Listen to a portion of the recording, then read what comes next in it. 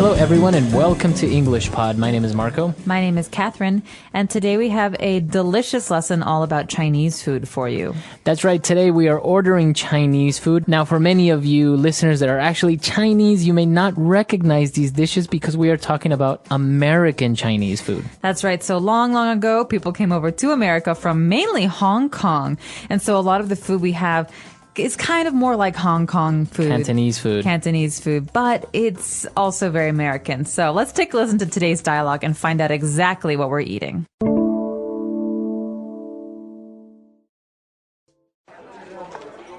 Hi, welcome to Happy Buddha. Can I get you anything to drink? Coke for me, please. I'll have a Sprite. Okay, I'll go get that for you. Are there any questions with the menu? Do you use MSG? No, ma'am. We are MSG free. Oh, man. I haven't had Chinese food in so long, I want everything. This place has the best sesame chicken. Yeah, I've been craving Chinese for such a long time. I used to get takeout all the time. It's definitely been a while. Let's start off with some crab rangoon. Oh, yeah, that sounds good. I think I'm going to get the sesame chicken with fried rice, a spring roll, and egg drop soup. It's so tempting to order everything on the menu. It all looks so appetizing. I think I'll get General Tso's chicken, hot and sour soup, fried wontons, and white rice. Aren't you supposed to be on a diet? You should at least get brown rice. I don't think so. I hate brown rice, and I'm so sick of eating healthy all the time. I've been eating so much salad, I swear I've forgotten what meat tastes like. There's no better remedy than some nice, greasy, calorie-laden Chinese food. I might even get an order of broccoli beef. Oh, gosh, I'm so hungry. Let's call the waitress over. All right, we're back. So obviously everything seems so good. Very typical American Chinese dishes. And we have a lot of things that we can take a look at. So let's start with language takeaway. Language takeaway. In Language Takeaway today, we're going to be talking about some general food words that you can use when you're ordering food. So the first one we should talk about is this MSG. Right. Andrea asks, do you use MSG? So why is she asking this, and what is MSG? MSG is an ingredient in foods. It's kind of like a condiment, something that you put on the food after the food has been cooked. And it makes the food taste better, brighter. You know, it intensifies the flavors a little bit. Yeah, and it looks like salt or sugar. It's on the tables usually at Chinese restaurants, but a lot of people don't like MSG because they don't think it's very safe for their bodies. Right. And so actually the waitress says that the food is MSG free, which means there's no MSG in it. That's right. Okay, so she says our food is MSG free, which is this chemical. I think it's kind of like a chemical that you described. That's right. And a lot of people don't want it. So you can ask, is this food MSG free? You could also ask, is it fat free? Right. Is it salt free? So this is a very helpful way of asking about what the ingredients are in a dish. That's right. And actually, Manny is talking about the food as well. And he says, yeah, I've been craving Chinese for such a long time. Okay, so the verb here is to crave, but he said he's been craving. So he really has been wanting this food for a long time. So if you say, I'm craving Italian food, what does that mean? That means I really want to eat Italian food. You feel like having Italian food. That's right. So I'm craving some kind of food. I really want to eat it. Okay. And he said that he used to get takeout all the time. So he's obviously talking about Chinese food. What does he mean by takeout? Well, takeout is the opposite of sitting down in a restaurant and eating food. Takeout is what you do when you want to go home and eat it. So in many restaurants, you can order the food and then you go and you pick up the food and you bring it home. Okay, so that's takeout. So it's a noun. You get takeout. Right, but it's a little bit different from a different kind of takeout. There's takeout where you order the food and you pick it up and you bring it home. But there's also delivery, and delivery is when you order the food and someone else brings it to you. Okay. So be careful with those two. All right, very good. And moving forward, Manny kept talking about the food and said, wow, everything on the menu looks so appetizing. It all looks so appetizing. Okay, appetizing is a way to describe something. In this case, we're describing food. So that's normally how we use the word appetizing. So appetizing basically means that you're excited about eating this food because it looks like it will be good. So what about the word appetizer? Does this have anything to do with it? I think appetizer is something that makes you want to eat more. That's why it's at the beginning of a meal. You have your appetizer before you have your main course.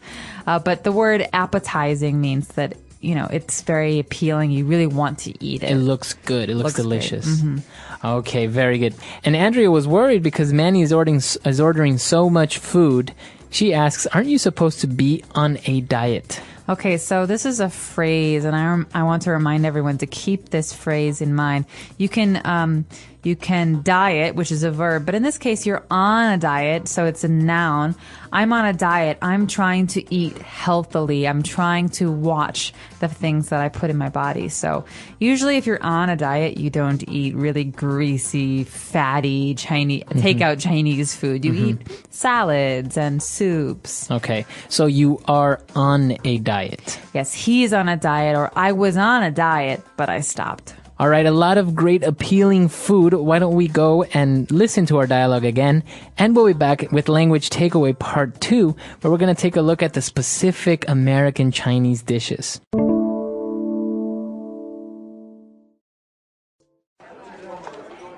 Hi, welcome to Happy Buddha. Can I get you anything to drink? Coke for me, please. I'll have a Sprite. Okay, I'll go get that for you. Are there any questions with the menu? Do you use MSG? No, ma'am. We are MSG free. Oh, man. I haven't had Chinese food in so long, I want everything. This place has the best sesame chicken. Yeah, I've been craving Chinese for such a long time. I used to get takeout all the time. It's definitely been a while. Let's start off with some crab rangoon. Oh, yeah, that sounds good.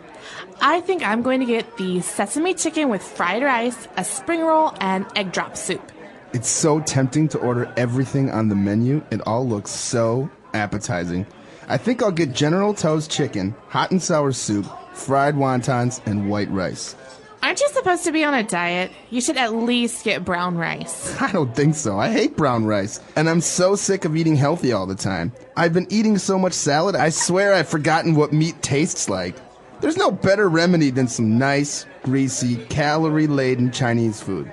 I might even get an order of broccoli beef. Oh, gosh, I'm so hungry. Let's call the waitress over.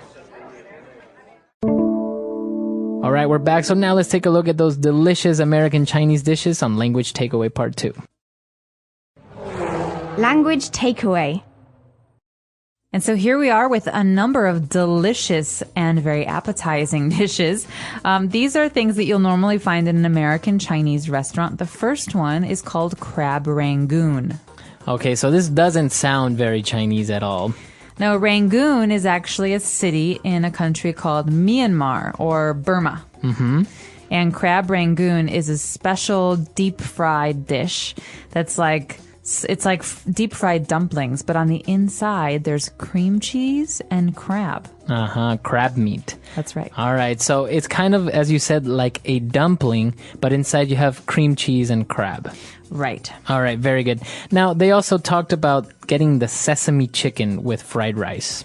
Okay, so sesame is a very common ingredient in cultures all over the world. And sesame is a kind of seed. But some people also use some sesame oil in their cooking. And so these all come from these white, small seeds. And sesame chicken is a kind of chicken that's cooked with sesame seeds. Okay, very good. And obviously, we know what fried rice is. It's just basically rice in a pan with sometimes a little bit of meat and egg and just fry it all together.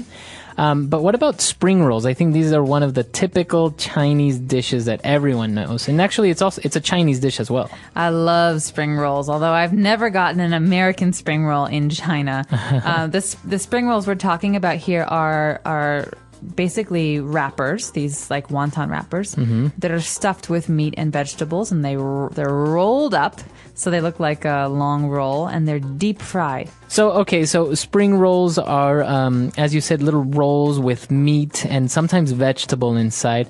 Not really sure why they call it spring roll, though.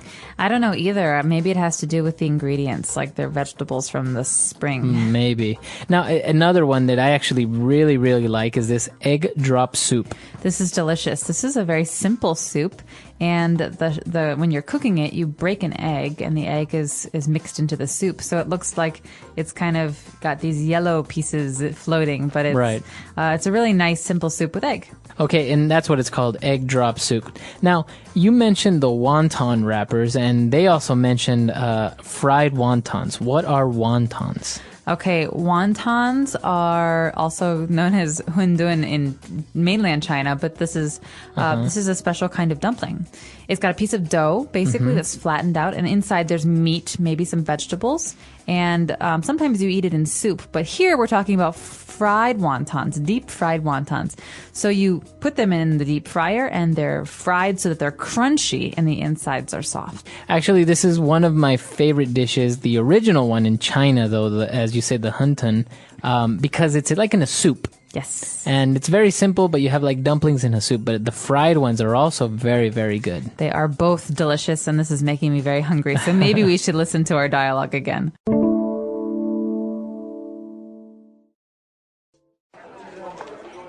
Hi, welcome to Happy Buddha. Can I get you anything to drink? Coke for me, please. I'll have a Sprite. Okay, I'll go get that for you. Are there any questions with the menu? Do you use MSG? No, ma'am. We are MSG free. Oh, man. I haven't had Chinese food in so long, I want everything. This place has the best sesame chicken. Yeah, I've been craving Chinese for such a long time. I used to get takeout all the time. It's definitely been a while. Let's start off with some crab rangoon. Oh, yeah, that sounds good. I think I'm going to get the sesame chicken with fried rice, a spring roll, and egg drop soup. It's so tempting to order everything on the menu. It all looks so appetizing. I think I'll get General Tso's chicken, hot and sour soup, fried wontons, and white rice.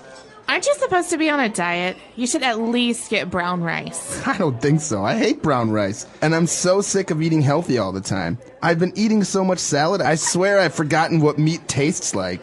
There's no better remedy than some nice, greasy, calorie-laden Chinese food.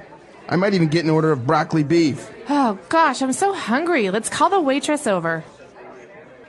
All right, we're back. So, as we mentioned, these dishes are very much, have a certain American influence to them. And they're not really spicy. I think that's the main difference as well, that American Chinese food doesn't really have the intense garlic flavor, nor is it spicy like usual Chinese food. That's right. So I think that part of that is like I said, due to the fact that a lot of the Chinese Americans who first came over came from Hong Kong. And so Hong Kong food is not as famous for its spiciness. It's not like Sichuan food. You will see a lot of sweet sauces, like this General Tso's chicken is like a very, very sweet sauce. Right. You also see a lot of soy sauce in American Chinese cooking. And so these are flavors that are very, very strong, and they're not the same as the Chinese peppers and these spicy foods you get in China. That's right. And actually, there's one more dish that we didn't mention in the dialogue, actually, but is very famous all around the United States. It's called chop suey. Chop suey, and many people have argued about where the name comes from. Yeah, yes. But chop suey is just basically like everything chopped up and fried together, right? It's like stir-fried vegetables and meat. Yeah. And all put together in just a bowl. Yeah, well, my favorite thing about the American Chinese food that we get is that we get it in these little boxes. They're very cute, and you take them home and you open them up, and every food has a box.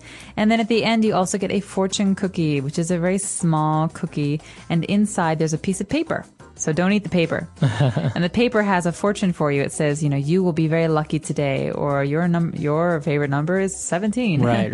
And they're very cute. Actually, you can see these boxes that Catherine mentions on our lesson page. It's the lesson photo. And it's, as you said, very, very common. Each dish is put in this little box. So if you ever get Chinese food, you'll see people carrying these little boxes around because they're very convenient and easy to carry. But the fortune cookie thing is also very common. I was actually very surprised when I went to China and there were no fortune cookies. It's weird, isn't it? I think it's funny because we expect these things to be very Chinese, but in fact, when you come to mainland China, they don't have fortune cookies. So I think it's a nice surprise, but also kind of confusing. That's right. Well, a very interesting topic, and in the future, we're going to continue doing different lessons about different cuisines. We have Italian food coming up sometime soon. Ooh. So that's going to be very good as well. And of course, if you have any lesson suggestions, or maybe you want to suggest the cuisine from your country, you can visit our website, englishpod.com, and leave your comments there. We hope to see you guys there, and until next time. Bye. Bye, everyone.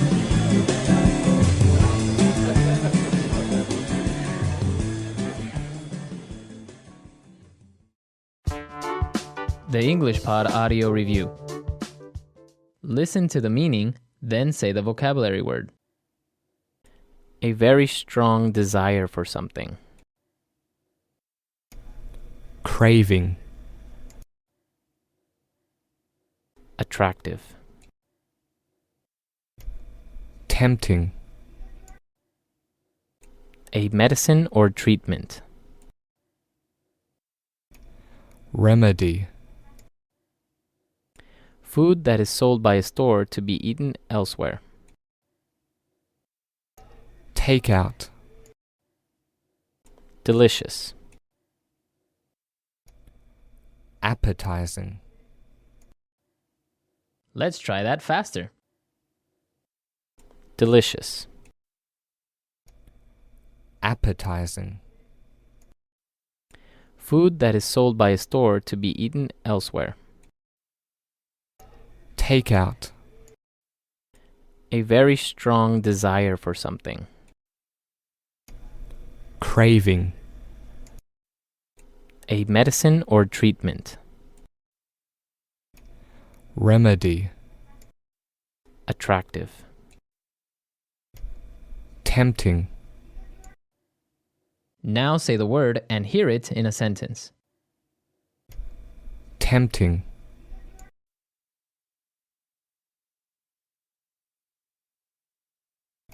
The apple is so big and red, it's so tempting to take a bite.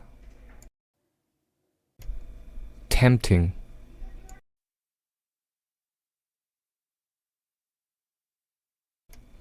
The food looks so good, it's tempting to eat it all. Tempting.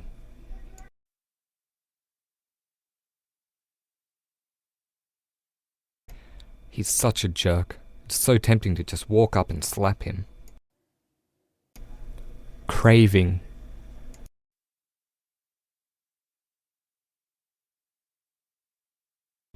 I've been craving Mexican food ever since I came to China. Craving.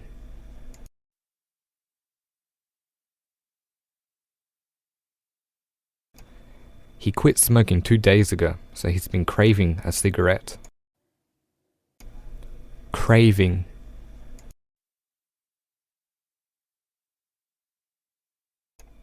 I'm craving something sweet right now. Takeout.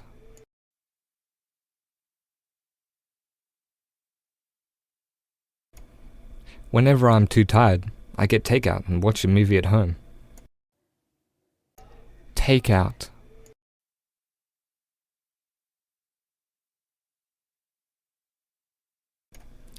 If you don't have time to sit in the restaurant, you can get takeout. Takeout.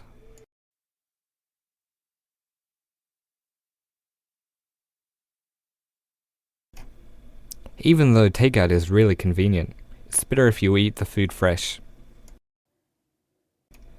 Remedy.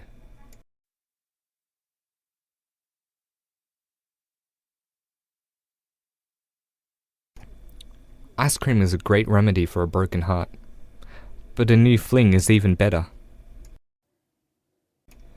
Remedy.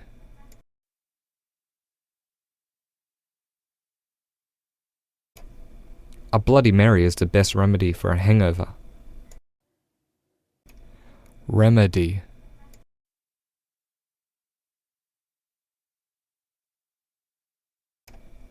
An ice pack would be the best remedy for your black eye. Appetizing.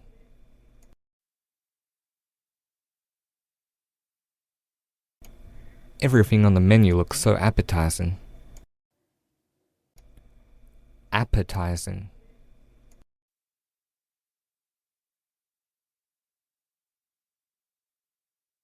I searched the menu, but couldn't find anything that looked remotely appetizing. Appetizing.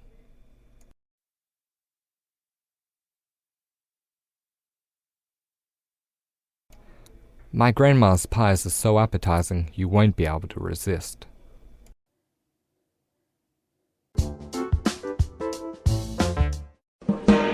Hello, everyone, and welcome to English Pod. My name is Marco. My name is Catherine, and we have a delicious Italian food lesson for you today. That's right. We are at an Italian restaurant, and we are ordering food. So this is going to be very helpful next time you are at an Italian restaurant with your friends and you're ordering up some dishes. Let's take a listen to our dialogue, and we'll be back in a moment to talk about what's going on.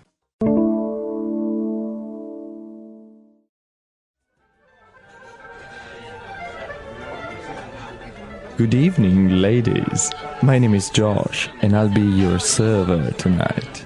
May I take your order? Do you have any recommendations? Well, I personally like the chicken penne with cream mushroom sauce, but the prawn fettuccine is also very nice. I'd like to have the grilled chicken. But can I have spaghetti instead of penne? Of course, ma'am. And for you? I'll have the horse tripe. All right, we're back, and now let's take a look at all those delicious Italian dishes on Language Takeaway. Language takeaway. So first of all, we have two different kinds of sauce, really. The first is cream mushroom. So what's a cream sauce, Marco? A cream mushroom sauce. So basically, this is cream from like milk, and you have mushrooms in it, and it's, I don't know, I think everyone has seen it. It's a very thick white sauce. It has little slices of mushrooms in it. It's kind of sweet. That's right. And so oftentimes you see there's cream sauces, which are white, and tomato sauces, which are red. Right. And this here is a cream sauce, so it's white, and it's got chunks of mushroom in it. Very tasty. And the waiter also offered prawn with the pasta. So what is a prawn? Prawn fettuccine. So prawn is like a big, it's like a word for shrimp. I always think of jumbo prawns, which are these big shrimps. Big shrimps. So they're basically the same thing. Shrimp and prawn are basically the same. That's right. And they're a seafood that when they get cooked, they curl. And so they look like a circle, but they're pinkish or red. That's right. And they're very tasty. Okay, so now let's take a look at the different types of pasta. So we have 3 different types of pasta that the waiter suggested. So the first one is... Okay, we're going to say all 3 in the American way, but I'm going to tell you the Italian way is quite different. So I'll say that afterwards. The first is penne. Okay, so this is a type of pasta. What does it look like? It is like a small tube, so maybe 3 centimeters long, and it is round, and it has a hole in the middle. And so it's a kind of pasta. And what about the fettuccine? So fettuccine is a long noodle, but it's flat. It's not round, it's flat. Okay. Fettuccine. So it kind of looks like a shoelace. Yeah, it's long and flat. Okay. And then we have spaghetti, which I think many people know, and this is probably the most popular one.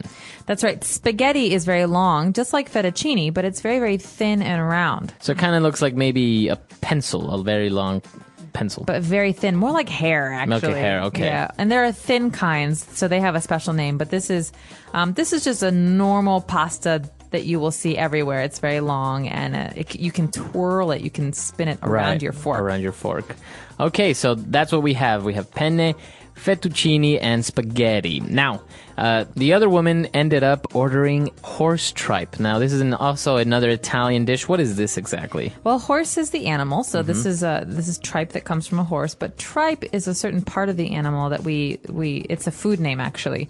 So when we eat the stomach lining, the part of the stomach that goes around the stomach, it's kind of squishy, soft. That is called tripe. And you can have tripe from many different animals, like cows or pigs. But in this case, it's horse tripe. So it's basically that thick piece of like spongy material around the animal's stomach. Okay. And when you cook it, it looks very funny. So this is actually a famous Italian dish as well, right? I think so. I think they eat it in the South more, but you can definitely get tripe in a lot of different places in Italy. Okay, very good. So there you have it. A lot of different dishes, Italian dishes. We've taken a look at a couple of pasta dishes. Why don't we take a break, listen to the dialogue again, and we'll be back with Fluency Builder.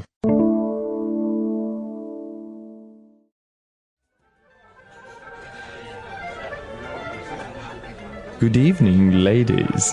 My name is Josh, and I'll be your server tonight. May I take your order? Do you have any recommendations? Well, I personally like the chicken penne with cream mushroom sauce, but the prawn fettuccine is also very nice. I'd like to have the grilled chicken, but can I have spaghetti instead of penne? Of course, ma'am. And for you? I'll have the horse tripe.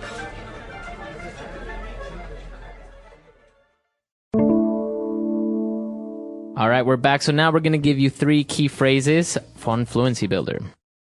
Fluency Builder. So the phrases we have selected for you today are phrases that you are sure to hear anytime you go to a restaurant in America or any other English-speaking country. But basically, you have a waiter who comes to you if you sit down, and this is what they'll say. The first thing they'll say is, "I'll be your server." I'll be your server tonight. So he introduces himself. He says, "Good evening, ladies. My name is Josh, and I'll be your server tonight." So when he's saying, "I'll be your server," it's another way of saying, "I'll be your waiter." Your waiter, that's right. But server can be a man or a woman. And a waiter can only be a man. If it's a woman, it's a waitress. Okay, so waitress for a woman, waiter for a guy, but if we use server, it's for men and women. Yes, I'll be your server. And I just like to remind you that this is more common in America because in America, waiters and waitresses or servers, they have to earn tips, and so they're very nice. Okay, so this is why they introduce themselves, they are very nice to you, and then they ask, "May I take your order?" May I take your order? So the verb to take here doesn't mean to take it from you. It means to ask you, and then they'll write it down. Okay. So the server will ask you what you want to order, and then we'll write it down. And the order is what you have decided to eat. So that's the food that you order. Now, this next phrase is very, very handy, especially if you're in a country that maybe you don't know the dishes well, or if you're in a restaurant that you want to see what they recommend. You can just say, "Do you have any recommendations?" Do you have any recommendations? Okay, so this is a way to ask the server what's good. So what he thinks is good, or what the restaurant serves very well. Okay, so you could say, "I've never been to this restaurant before. Do you have any recommendations?" Or maybe even, Marco, we're having dinner, and I know that you really like Italian food, and I don't know much about Italian food, so I can ask you, do you have any recommendations? Okay, so this is a way of asking what is good here. What is delicious in this restaurant? What's good to eat? Okay, all right. So 3 phrases there for you. Why don't we take another short break and let's listen to the dialogue for the last time.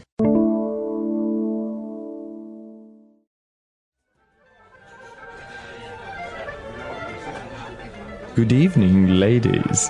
My name is Josh, and I'll be your server tonight. May I take your order? Do you have any recommendations? Well, I personally like the chicken penne with cream mushroom sauce, but the prawn fettuccine is also very nice. I'd like to have the grilled chicken, But can I have spaghetti instead of penne? Of course, ma'am. And for you? I'll have the horse tripe.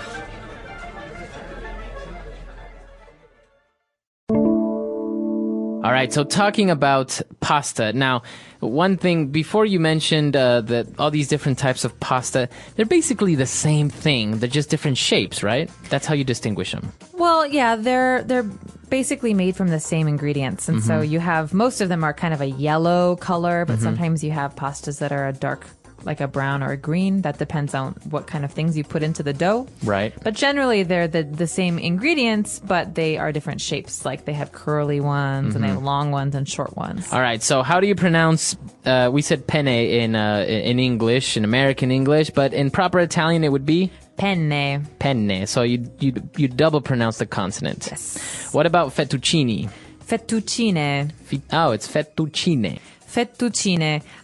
In American, we say fettuccine. Fettuccine, Like yeah. fettuccine Alfredo is a very common American Italian dish, but Right. in Italian it'd be fettuccine, so you might hear it differently. And what about spaghetti? Spaghetti. Spaghetti. Oh, you pronounce the double T as well. That's right. Okay, so you said that obviously there are a lot of other types of pasta. What about this pasta that's, I think it's made of spinach. It's green. Yeah, that's just a spinach pasta, basically. Oh, okay. You And so just they call it put like the that. spinach in the dough. But you can also find very many shapes, like Right. the angel hair pasta is That's very very popular. thin. It's very thin. That's the one I was saying. Is it's almost like hair. It's so thin. It's long as well. What about those little curly tubes?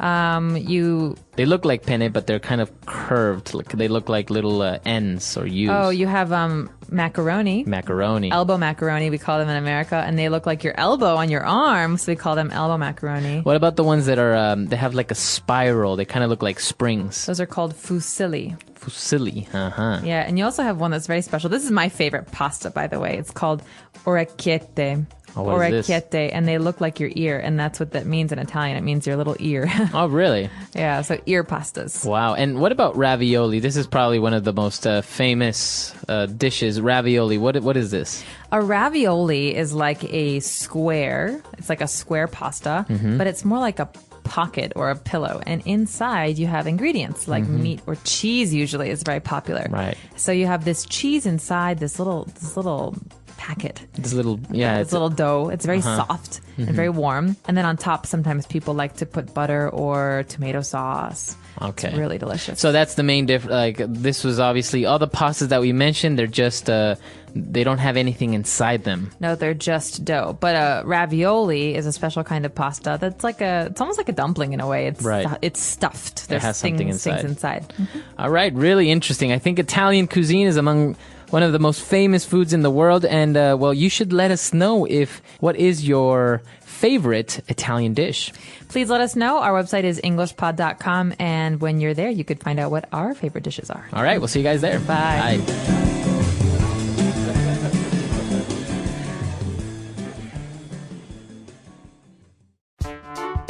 The English Pod Audio Review.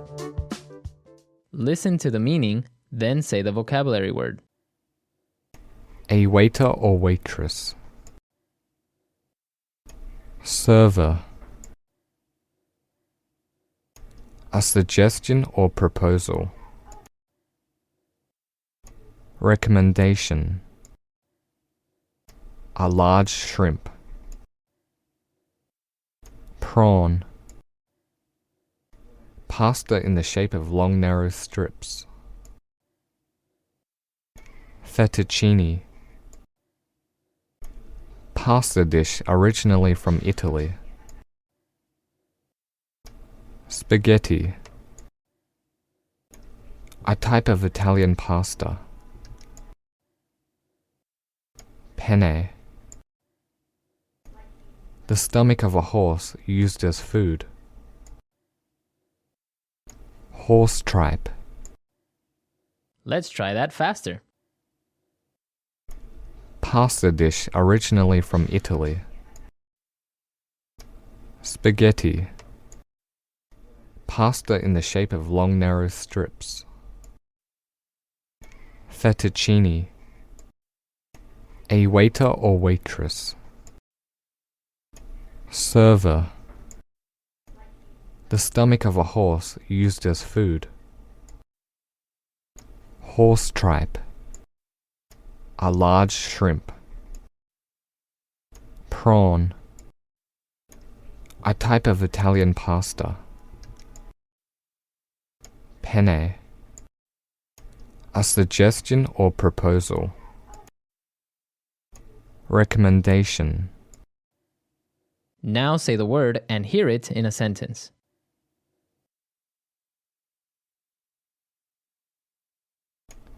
Good morning, sir. May I take your order?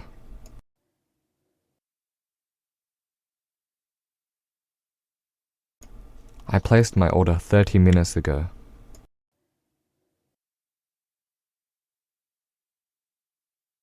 I want an order of fries. Recommendation. Do you have any recommendations for dinner? Recommendation.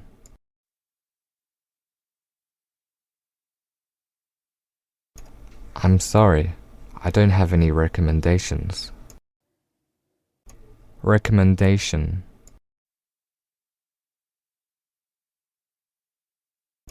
I'd like to hear your recommendations.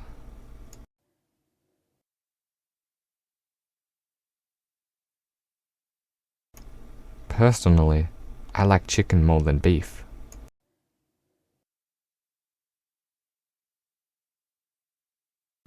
Personally, I don't like this color.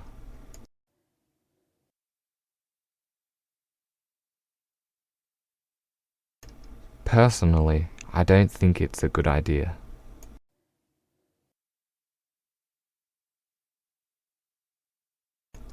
I'd like to have some tea instead of coffee.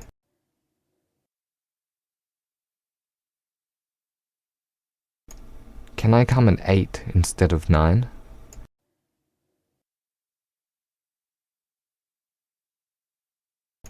Instead of going to work, I stayed home.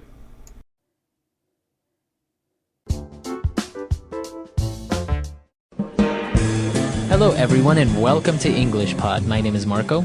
My name is Catherine, and Marco, I can tell you right now, I'm already hungry just thinking about our lesson today. That's right. Today we have another food lesson. Our world cuisine lesson for today is all about Mexican food.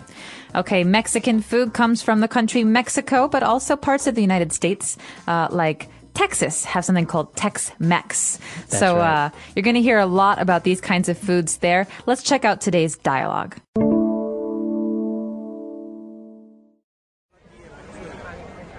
Hello, sir. Welcome to Pistolero Restaurant. May I take your order? Yes, I would like the chicken cheese enchiladas with a side of guacamole. Sorry, sir, but we ran out of chicken. May I suggest our delicious beef burritos or cheese quesadillas? Both include a side of guacamole and jalapenos. Sure, I'll have the burrito. Do you have nachos? Of course, sir. Our nachos come with melted cheese and chili. Sounds good. Would you like anything to drink? Sure, I'll have a Corona. All right, we're back. So a lot of great dishes from Mexico. Let's take a closer look at some of those on Language Takeaway. Language takeaway. So first up, Marco, we have the word enchilada. That's right. We have some chicken cheese enchilada. So this dish has chicken and cheese, but an enchilada, what is that? Okay, so it's basically a wrap that is covered in cheese, right? That's right. So it has a base of a flour tortilla. So a tortilla is like a wrap, as you said. Let's consider it as flat bread. Very thin. Very thin. And it rolls up and it's covered with cheese and inside it has chicken. Very, very good. That's right. And just a warning, you're going to hear me say the American pronunciation, enchilada, and you're going to hear Marco say a more appropriate. A little bit with a more Hispanic accent to it. That's right. So the second one we've got is guacamole. Guacamole. That's right. We say guacamole. And this is from the avocado fruit.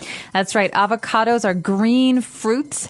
They have a skin. So you take the skin off and you usually mix guacamole with other ingredients. Right. It has a little bit of lemon, onion, tomato. Maybe a little spice. Yes. Really good stuff. So, yeah, it comes from that fruit that you said, and it's kind of like a paste, right? It's something that we often use as a dip. So I can dip my potato chips or my tortilla chips in it, or I can use it as a sauce. All right, very good. And our next and probably one of the most popular dishes in the Mexican cuisine world is a beef burrito. Burrito. So a burrito is another kind of wrap. We have a tortilla, like you said earlier. And inside there are many different things. So usually some rice and some beans and some meat, maybe beef or chicken. That's right. So consider it kind of like a sandwich, more or less. But in a blanket instead of in bread. Exactly, in a blanket. And then also we have cheese quesadillas. Now also these are made from the same blanket of tortilla. That's right. So this thin tortilla, this flour tortilla, is put on top and on bottom, and inside you have some cheese, some melted cheese, or other times you can have cheese and chicken. And usually you find it's a circle, but it's cut into 4 pieces, so it looks like pieces of a pie. That's right. And actually what you do is you heat it up in a pan so the cheese inside melts, and it's very, very delicious. It is. And sometimes you have this with a side of jalapeno. Okay, this is some type of vegetable, I would guess. It's a pepper. It's a pepper. Right. So this is a very, very spicy pepper that people often use to make things taste hot. That's right. So you can see them. They're usually green, and they're very, very spicy. So if you bite into one, it'll burn your mouth. It will. And sometimes people like to put these on our next dish. What's the next dish, Marco? We have some nachos. Okay, this is a classic Tex-Mex dish, like I was saying. So a lot of Americans love to eat this. And nachos are basically a plate of tortilla chips with what on top? Usually it has melted cheese and maybe some chili, like we see in the dialogue. So it will kind of just consider a plate full of these chips. They look like potato chips, but they're made out of flour. And on top, a lot of cheese and maybe some meat or some chili on top. And Americans also like to put sour cream on top. Oh, yes. Sour cream is very popular on this dish. So a lot of dishes, these are probably the most popular ones that you can find at most Mexican restaurants and also in Tex-Mex style cuisine. So why don't we take another look at everything, and we'll be back in a bit with Fluency Builder.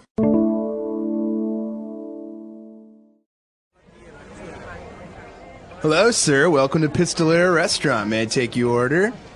Yes, I would like the chicken cheese enchiladas with a side of guacamole. Sorry, sir, but we ran out of chicken. May I suggest our delicious beef burritos or cheese quesadillas? Both include a side of guacamole and jalapenos.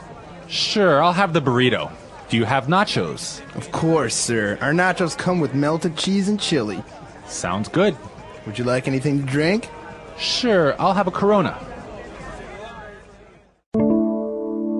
All right, so Marco, today we have only 3 things to talk about in Fluency Builder. The first one is something that the waiter said to the customer. It was to run out of. That's right. He wanted some chicken cheese enchiladas, but unfortunately they ran out of chicken. So the phrasal verb here is to run out of. That's right. And we heard the past tense. So unfortunately, we ran out of chicken. This means that we no longer have chicken. We sold all of the chicken. That's right. So for example, if you're in your car and all of a sudden you run out of gasoline, it means your car will stop running. That's a very bad situation. So to run out of means to not have any more. That's right. So you ran out of money. Maybe you have no more money. Another bad situation. All right. So instead he ordered a burrito that included a side of guacamole and jalapenos. Okay, so the reason we included this is because it's important to remember this as a phrase, a side of. That's right. So this burrito comes with a side of guacamole,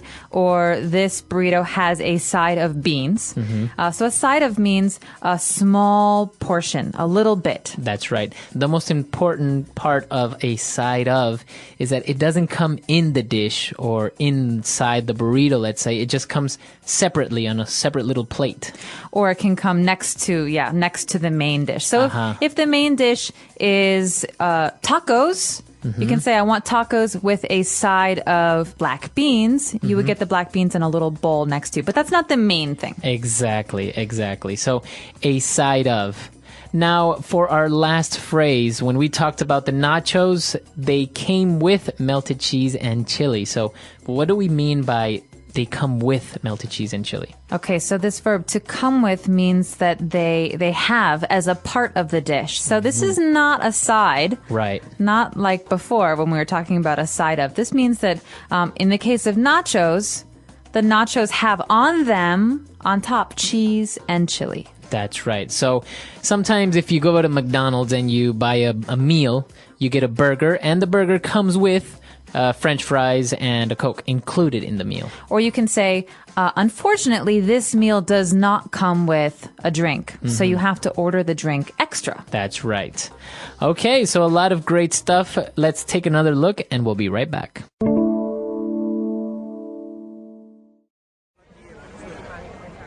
Hello, sir. Welcome to Pistolero Restaurant. May I take your order?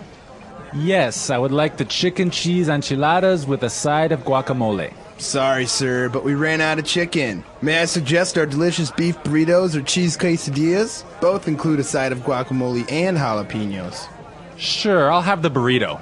Do you have nachos? Of course, sir. Our nachos come with melted cheese and chili. Sounds good. Would you like anything to drink? Sure, I'll have a Corona. All right, so Mexican food, very, very delicious. And as we see, it has a lot of cheese in most dishes. It does. A lot of cheese and also a lot of tortillas. So tortillas are these usually round, flat, pancake-like things. They're not sweet. They're savory. And you usually put things in them like tacos or fajitas or burritos. That's right. And there's two kinds, right? That's right. So you have tortillas that are made from flour that are usually white.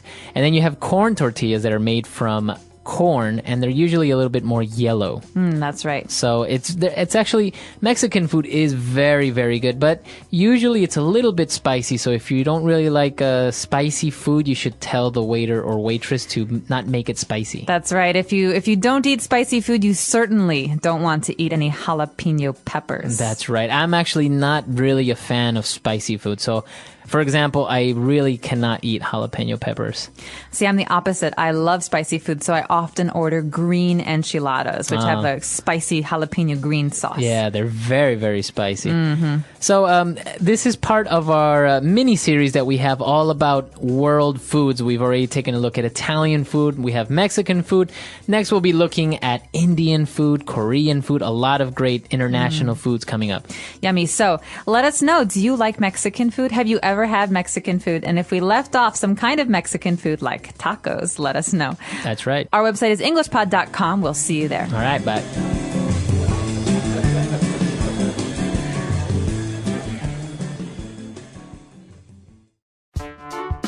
The English Pod audio review. Listen to the meaning, then say the vocabulary word. A type of beer from Mexico. Corona. A spicy green pepper. Jalapeno. A dip of mashed avocado mixed with tomato, onion, and seasonings. Guacamole. To become liquefied by warmth or heat. Melt. A tortilla folded over a filling. Burrito. Let's try that faster. A tortilla folded over a filling. Burrito. A spicy green pepper. Jalapeno. To become liquefied by warmth or heat. Melt. A type of beer from Mexico. Corona. A dip of mashed avocado mixed with tomato, onion, and seasonings. Guacamole. Now say the word and hear it in a sentence. Melt.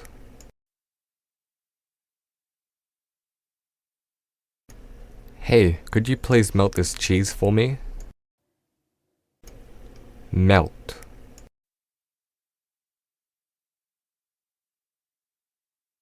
Yuck, my chocolate melted. I hate melted chocolate. Melt.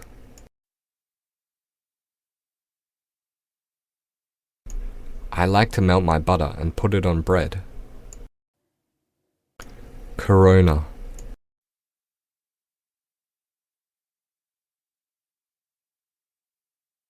We always get the same beer. Let's get some Coronas. Corona.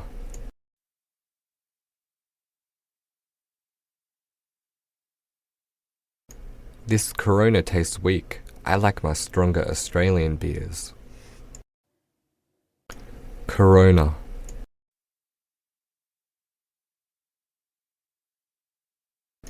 I love to put some lime into my Corona. Jalapeno.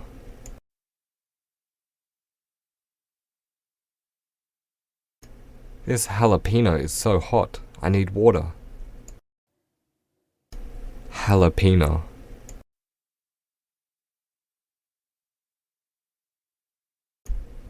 I love to have jalapenos on my pizza. Jalapeno.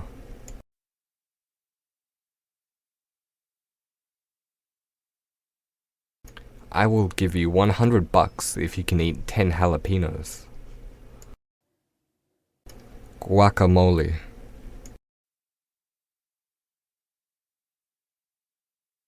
My favorite dip in the world is guacamole. Guacamole.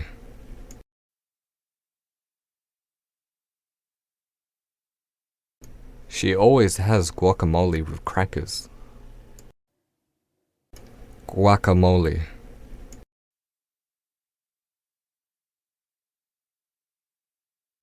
Can you buy an avocado? I want to make guacamole. Burrito.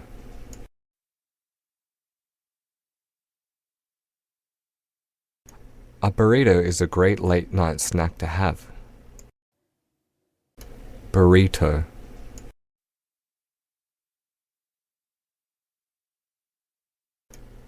I like my burrito to have chicken and cheese. Burrito.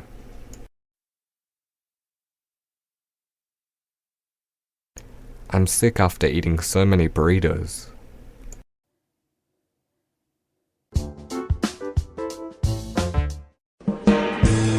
Hello, everyone, and welcome to English Pod. My name is Marco.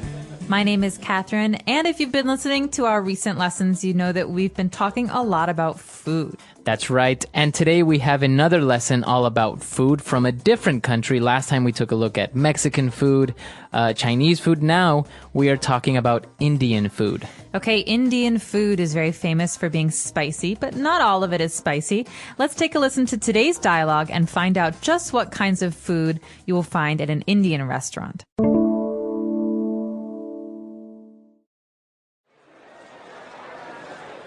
So, where is this mystery restaurant that we're going to? It's an Indian restaurant. I know you have never had Indian food, so I thought you might want to try it. That sounds great! I am craving some type of beef dish. Well, Indian cuisine actually doesn't serve beef. You see, cows are a sacred animal, a very important element in the Hindu religion, so beef is not eaten. I see. So what are we having? Chicken? There are many amazing dishes to choose from. We can have some chicken tikka masala, which is an amazing curry. It's a bit spicy, but I think you can handle it. Sounds good. I've always heard that Indian spices give a rich flavor to food. Yeah. Also, we can have some naan bread, which is baked in a tandoori oven. Since you don't use any utensils to eat, you can use this bread to scoop up the curry or rice. What about veggies? Oh, they have a good variety of vegetable-based dishes like palak paneer, vegetable samosas, or dal. It all sounds so exquisite. I can't wait. All right, we're back. So now let's take a look at a couple of words and phrases here on language takeaway.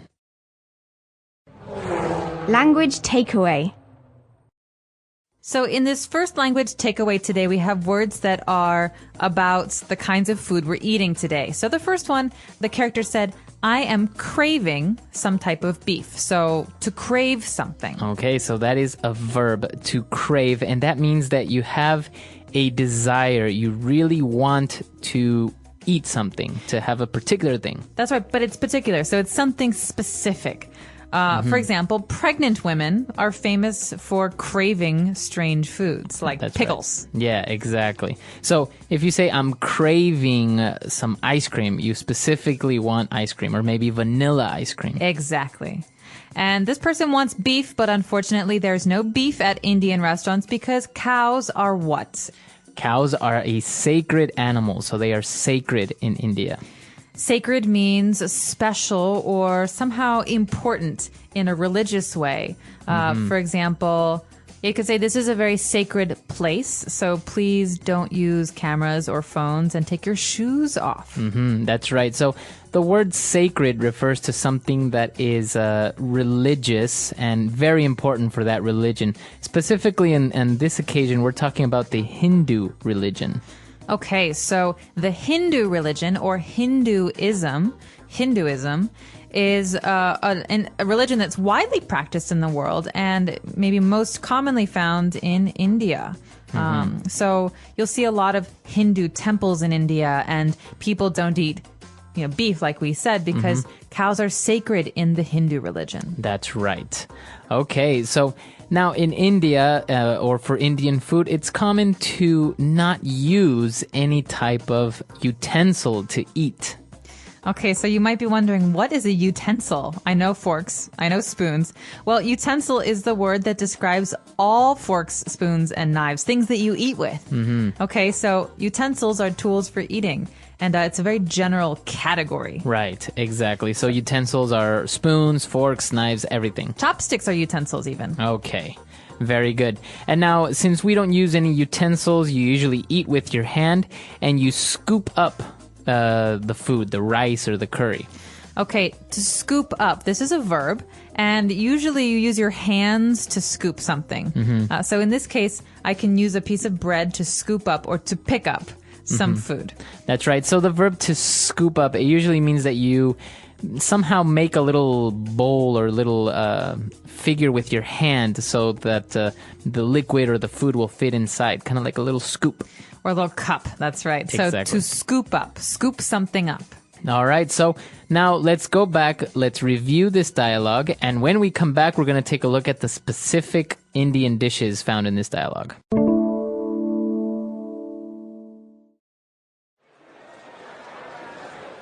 So, where is this mystery restaurant that we're going to? It's an Indian restaurant. I know you have never had Indian food, so I thought you might want to try it. That sounds great! I am craving some type of beef dish. Well, Indian cuisine actually doesn't serve beef. You see, cows are a sacred animal, a very important element in the Hindu religion, so beef is not eaten. I see. So what are we having? Chicken? There are many amazing dishes to choose from. We can have some chicken tikka masala, which is an amazing curry. It's a bit spicy, but I think you can handle it. Sounds good. I've always heard that Indian spices give a rich flavor to food. Yeah. Also, we can have some naan bread, which is baked in a tandoori oven. Since you don't use any utensils to eat, you can use this bread to scoop up the curry or rice. What about veggies? Oh, they have a good variety of vegetable-based dishes like palak paneer, vegetable samosas, or dal. It all sounds so exquisite. I can't wait. All right, we're back, so now let's take a look at those dishes on Language Takeaway Part 2. Oh, Marco, these lessons are making me so hungry. We've been doing them for a couple weeks now, and this one is no exception. We talked a little bit today about chicken dishes and vegetable dishes, but a very general kind of dish in Indian food is a curry. That's right, a curry. Now, this is a noun, and it's a dish that has a variety of spices in it. That's right. So there are many different flavors, not just one flavor. You can have chicken curries and vegetable curries and mutton or lamb curries. But the thing that you need to remember in Indian food is that there's usually different colors of curry. Red, yellow, or green curries. That's right. Exactly. So the dishes are usually called curries, and an example of a curry, we have a chicken tikka masala curry. Okay, so we know that there's chicken in it, and tikka means that it's grilled chicken, and masala is the name of the spice or the curry, the spice that's in that curry. Exactly. So a curry is kind of like a thick sauce with pieces of chicken in it. In this case, for the chicken tikka masala, it's a little bit spicy, and it's color red. All right, so we've got the chicken tikka masala. Or masala, and usually you eat this with rice or bread. But in India, there are many different kinds of bread, but the special bread we heard today was called naan bread. Right, naan bread. And it's just basically a type of bread. Now, it's not like the bread that you usually have at home. It's a flat bread, so it kind of looks like a pancake almost. It does. It's not fluffy. It's flat. And the way they cook it is they use this special oven and they cook it inside the oven. Now the question is, what is that oven called, Marco? That's right. The oven that we heard is a tandoori oven. Okay, so tandoori is just the name of this oven. It's also a style of cooking in India. And it's actually one of my favorite kinds of Indian food because you have these many different kinds of grilled meats. You can have tandoori chicken, tandoori mutton, things like that. Exactly. So a tandoori oven is a type of oven usually made from clay. That's why it's called tandoori. Now, towards the end, we also have some vegetarian options because as we heard in India, they don't eat beef. And many people are also vegetarians. They don't eat any type of meat at all. So the first vegetable-based dish that we heard is a palak paneer. That's interesting, actually, because paneer is curd or like a cheese type of cheese type of thing. So it's usually white and comes in rectangles. Yeah. And paneer, you can have many different flavors of it, but paneer generally is a kind of a cheese, like a cottage cheese. That's right. And palak is actually spinach. So it's a dish that it kind of looks like a thick sauce, green sauce, which is made out of spinach, and within it has little pieces of this type of cheese. So I love this dish. It's very, very delicious. We also have vegetable samosas. Now, a samosa, what's that? Now, this is a great dish. This is often used as an appetizer or as a snack. You see these on carts or on the street in India. Now, samosas are like pyramids or triangles, and inside they have vegetables. Okay? So you can have potatoes and peas or lentils. No, not lentils. You can have potatoes and peas, and they're a little bit crunchy on the outside and soft on the inside. Yeah. And they're very tasty. I guess the equivalent would be it's something like an egg roll, more or less. Like a dumpling. Or like a dumpling, because it is deep fried. That's right. Deep fried. And we also have dal. So this is actually a type of lentil, as you mentioned. That's right. So dal is a lentil dish, and it can be flavored in different ways. But basically, lentils are these very, very, very, very small, round things. They're very good for your health. And dal is a kind of a soupy lentil dish. That's right. So lentil is the category of this type of. I don't know if it's not a grain. It's a legume. It's a legume, exactly. So it may sound a little bit weird, but we'll post some pictures of different types of lentils because it's like saying potatoes. There are many different types of potatoes, sweet potato and all this. And the same thing goes with lentils. So we'll post some pictures so you can see what it looks like. But now why don't we go back? Let's listen to the dialogue again. Let's review everything and we'll be right back.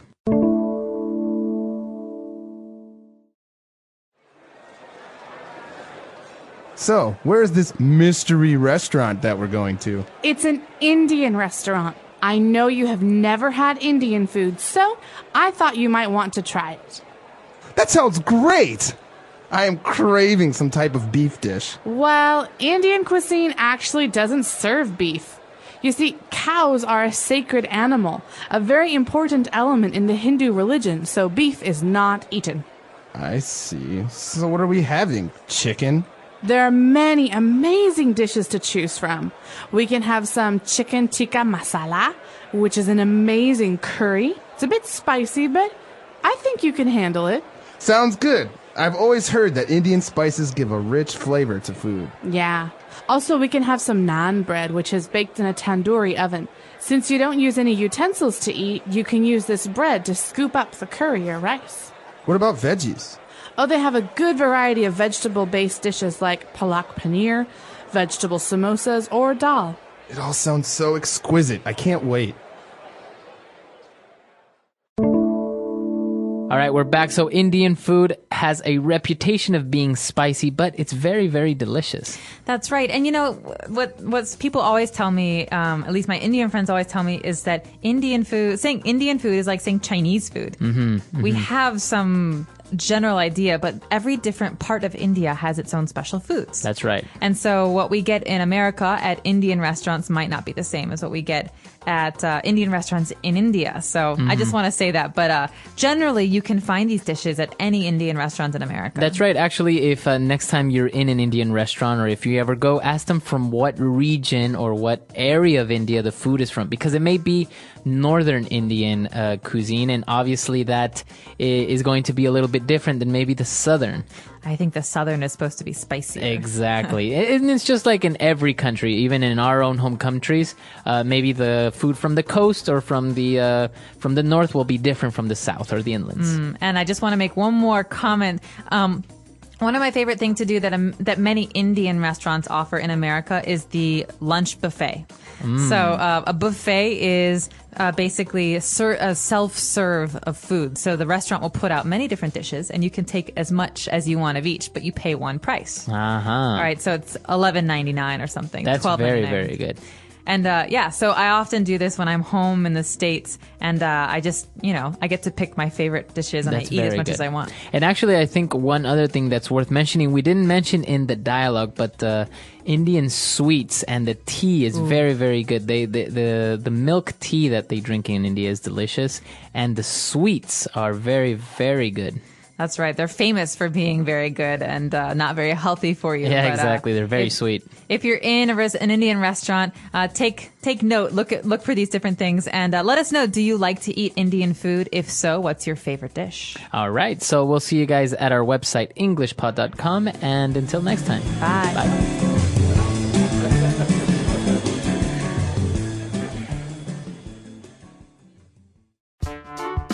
The English Pod Audio Review. Listen to the meaning, then say the vocabulary word. Something that is unknown or lacking in information. Mystery. A person who adheres to the religion of Hinduism. Hindu. A style or quality of cooking. Cuisine. A stuffed pastry, triangular in shape. Samosa. A meal containing lentils. Dal. Possessing qualities of unusual delicacy and fine craftsmanship. Exquisite. Chicken marinated in yogurt and spices, served in tomato sauce. Chicken tikka masala. Holy. Sacred. Want something very much. Craving. Let's try that faster. Holy. Sacred. A meal containing lentils. Dal. A person who adheres to the religion of Hinduism. Hindu. A stuffed pastry, triangular in shape. Samosa. A style or quality of cooking. Cuisine. Chicken marinated in yogurt and spices, served in tomato sauce. Chicken tikka masala. Possessing qualities of unusual delicacy and fine craftsmanship. Exquisite.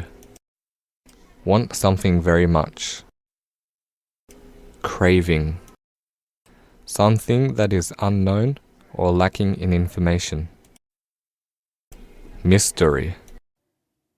Now say the word and hear it in a sentence. Cuisine.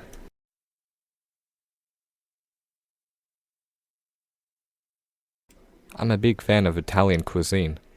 Always fills me up. Cuisine.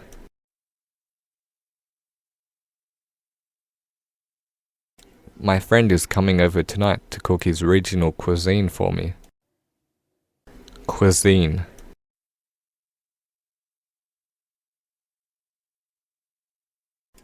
Indian cuisine is too spicy for my liking. I prefer Chinese. Craving. I'm craving for some chocolate right now. Craving.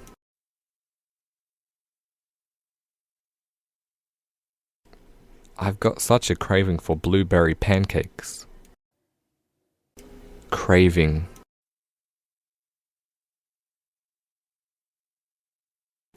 My friend is always craving for cigarettes. He should quit. Exquisite.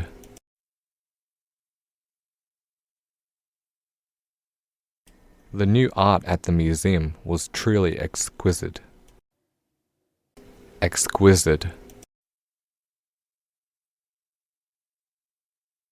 Her voice is exquisite when she sings. Exquisite.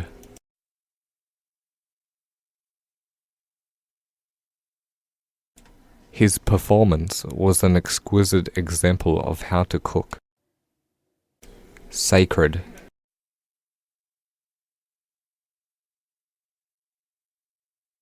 Cows are sacred in India.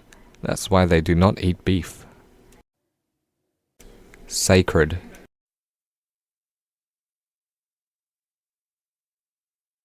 He always takes time off to visit the sacred temple. Sacred.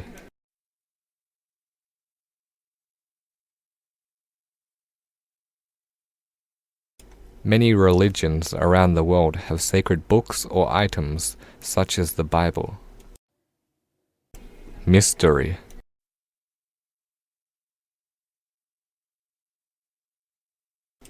It was a mystery as to who stole the cookie from the cookie jar.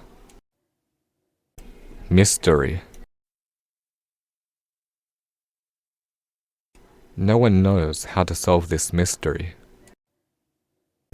Mystery.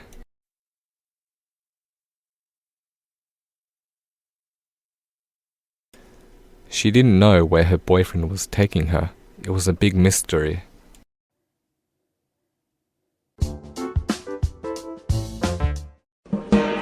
Hello, everyone, and welcome to English Pod. My name is Marco.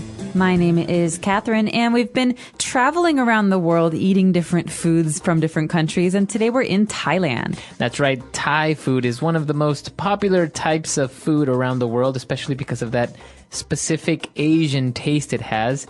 And so we're going to jump right into this dialogue today and see what we have prepared for you today.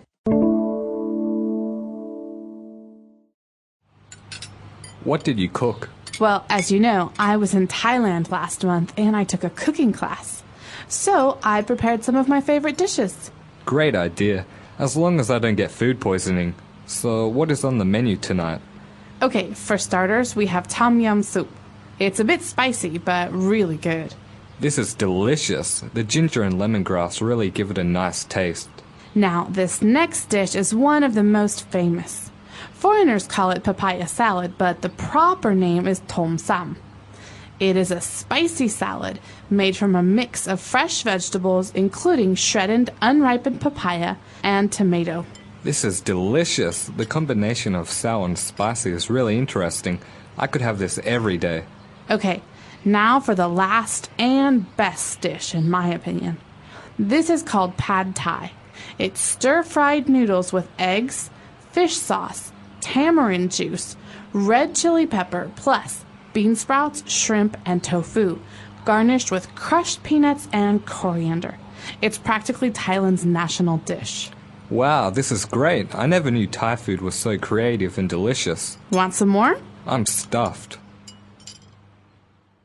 All right, so we've got a number of different dishes we'd like to talk about as well as phrases. So let's look at some of those dishes and important keywords in language takeaway.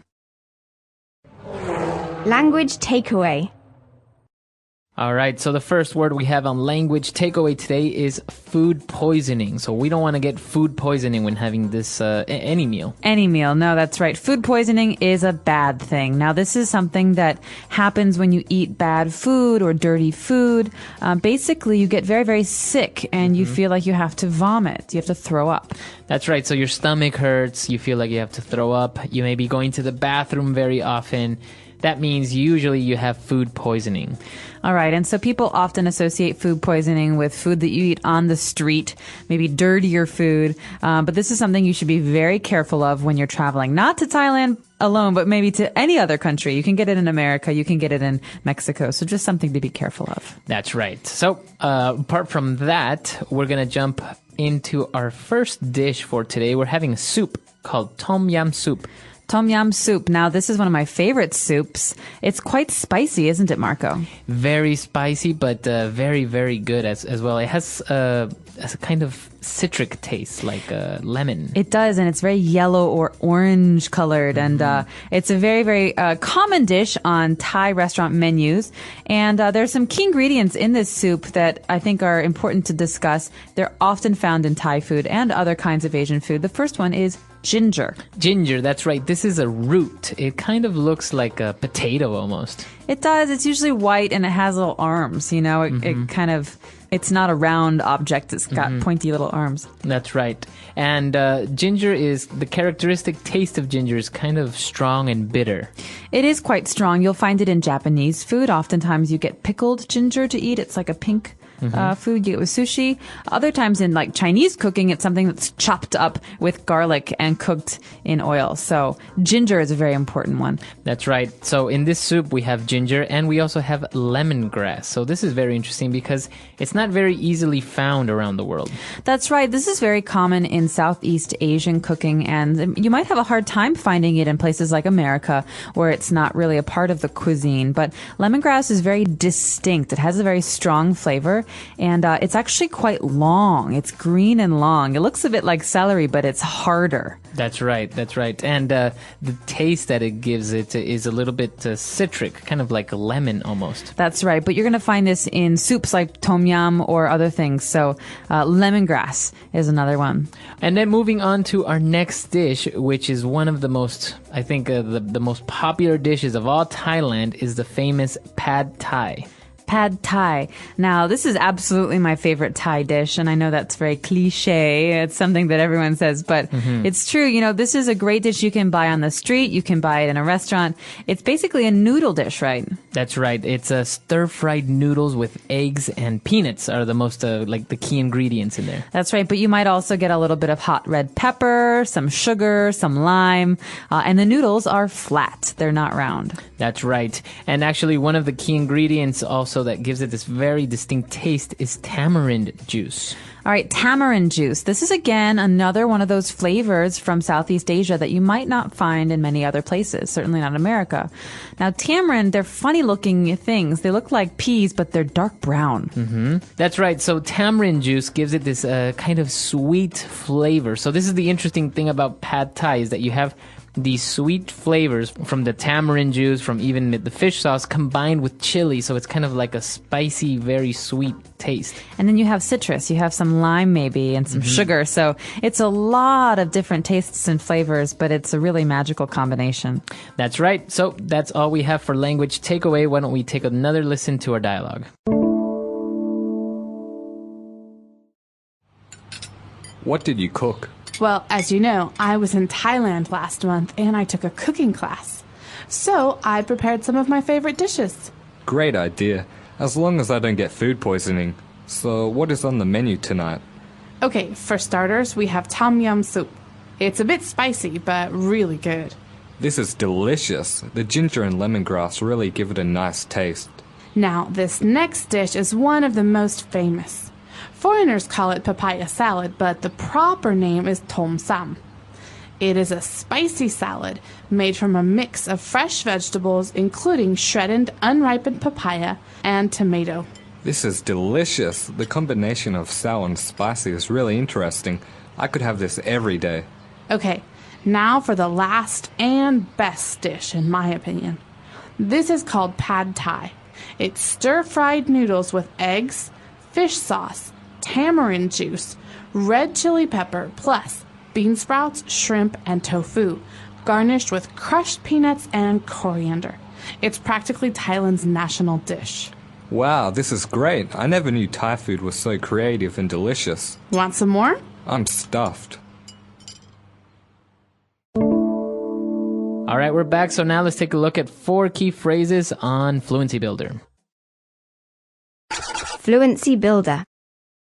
So first up, we have the phrase on the menu. What's on the menu tonight? That's right. That person asks, well, so what's on the menu? And by saying this, we're saying, well, what are we having for dinner? What are we going to eat? That's right. So you might want to think, okay, menu, I'm going to look at the menu, but you could even say this at home where there is no menu. This is a spoken language way of saying, what are we eating tonight? Right. That's right. What's for dinner? What are we eating? What's on the menu? Even though, as you said, there's no menu. That's right. And after that, we have another phrase that's really important. We say, for starters, we're going to have this or that. So for starters. That's right. We said for starters, we are having a soup, a tom yum soup. So a starter dish is something that you have to begin the meal, a small dish maybe. That's right. Starter. So a starter is a noun, it's a thing, and it's something you eat at the beginning. Usually it's not very heavy. Not a steak would never be a starter, right? Right. All right, so here we have tom yum soup, which is our starter, and after that we have the national dish. Now this is a great phrase. Right, we had the pad thai, which is considered to be the national dish, and so usually every country has their national dish, something that's unique or that a country is famous for. Like, for example, China would be famous for Kung Pao chicken. Kung Pao chicken, yeah. In America, you might even say that apple pie is the most, important national dish. But do you guys have one in Ecuador? What's your national dish? I would say I have no idea which would be. It's very not very well known. Maybe ceviche is kind of shared between Peru and Ecuador. Like maybe in Argentina, you would say steak. Is a national dish. Yeah, absolutely. Or in Mexico, like tacos or enchiladas, stuff like that. Or in Italy, spaghetti bolognese. That's right. All right, so we have a number of different countries, and each country maybe has 1 or 2 national dishes. These are very special dishes that are important for that country. That's right. So we have our national dishes, and after we finish dinner, we ate so much that we say, I'm stuffed. I'm stuffed. Now, this is a common phrase that you will hear at the end of a meal when you've eaten and eaten and eaten, and it just means I'm full. I'm full. I can't eat anymore. Yeah, I'm stuffed. So stuffed means that I'm full of things. Now, it's a very informal way of saying I'm full, right? Because if somebody says, would you like some more soup? You say, no, thank you, I'm full. Right, but if you're with friends, you could say, oh, I just had so much pizza, I'm stuffed. That's right. So it's a little bit more informal, but a lot more native-like. That's right. All right, so let's take a listen to our dialogue one last time. What did you cook? Well, as you know, I was in Thailand last month and I took a cooking class. So I prepared some of my favorite dishes. Great idea. As long as I don't get food poisoning. So what is on the menu tonight? Okay, for starters, we have tom yum soup. It's a bit spicy, but really good. This is delicious. The ginger and lemongrass really give it a nice taste. Now, this next dish is one of the most famous. Foreigners call it papaya salad, but the proper name is tom sam. It is a spicy salad made from a mix of fresh vegetables, including shredded, unripened papaya and tomato. This is delicious. The combination of sour and spicy is really interesting. I could have this every day. Okay, now for the last and best dish, in my opinion. This is called pad thai. It's stir-fried noodles with eggs, fish sauce, tamarind juice, red chili pepper, plus bean sprouts, shrimp, and tofu, garnished with crushed peanuts and coriander. It's practically Thailand's national dish. Wow, this is great. I never knew Thai food was so creative and delicious. Want some more? I'm stuffed. All right, so speaking of Thai food, it's very famous around the world, but it's very spicy. It can be very spicy, and what always surprises me about Thai food is that the salads might be the spiciest things on the menu. Yeah. You know, people like to eat many different salads. You have like a Chiang Mai chicken salad, or you have a papaya salad, but these are really, really spicy. Yeah, that's right. We saw in our dialogue that we're eating papaya salad, and it's very interesting because it has this fruit, like a papaya, and it has some other vegetables as well, but the salad is very, very spicy itself. That's right. And you would never think of a fruit salad as being something that's spicy in America. You'd think of it as being pretty tame, pretty boring. But that's the kind of what gives it a certain attraction to it, right? Absolutely. And I don't know if you're a big fan of Thai food. I certainly am. And I really like that about Thai food, that you can have these really spicy dishes, but there's just so much flavor. There's so many things happening. Lemongrass, sugar, lime, fish sauce. Yeah, it's very, very good. And speaking of national dishes, this is actually a very interesting question because, as we mentioned, a couple of countries have national dishes like Italy and different places, but what about in your country? Do you have a national dish, or what would you consider to be your national dish? That's right. So we'd love to hear from you guys. What's your national dish? Tell us all about it, what it tastes like, and even if there's some history, tell us about that too. Our website is englishpod.com. All right, we'll see you guys there. Bye. Bye.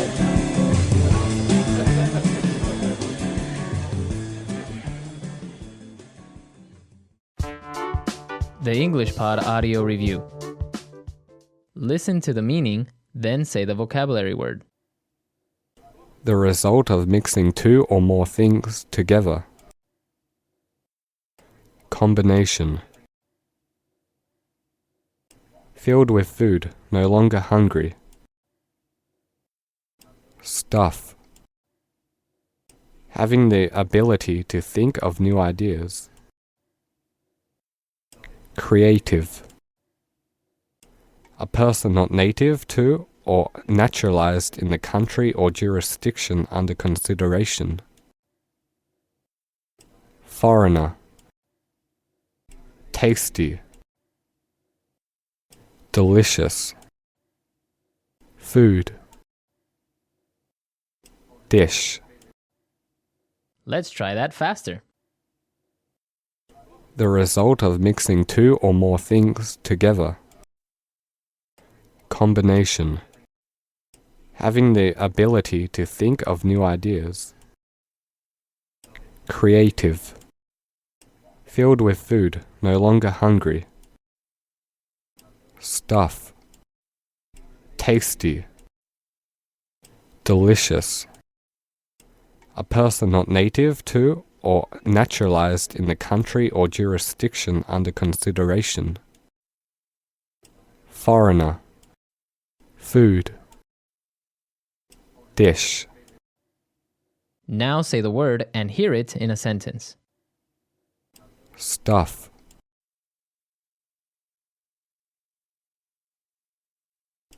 I ate so much last night. I'm so stuffed. Stuff.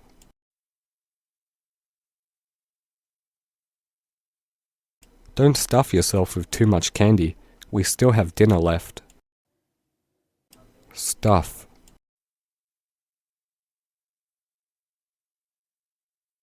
My friend stuffed himself with cake. Now he can't move.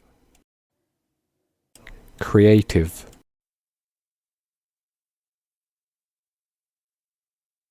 Your cooking is so creative. I wish I was good as you. Creative.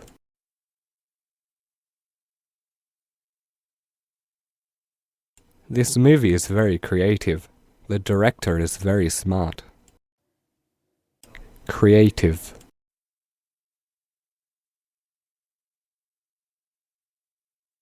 I like people who are creative, who think outside the box. Combination.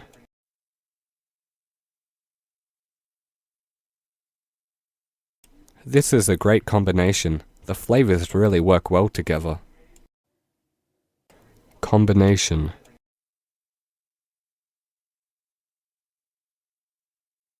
Yuck, I don't like the combination of salt and pepper.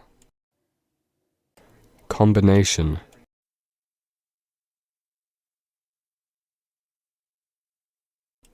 I wonder if the coach has thought of any new combinations for the match. Foreigner.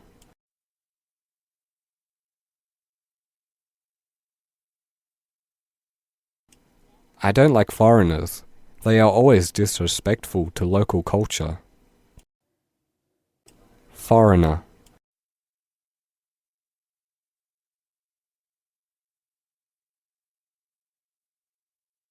It is important as a foreigner living overseas to at least attempt to learn the local language.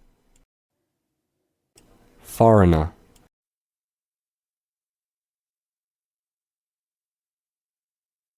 We should make foreigners feel welcome and safe in our home country. Delicious.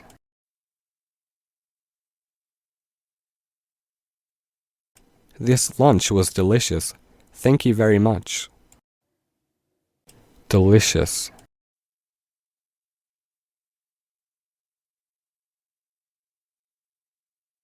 I love eating at this Italian restaurant. They always make delicious pasta. Delicious. My favorite food is mango. It's so delicious.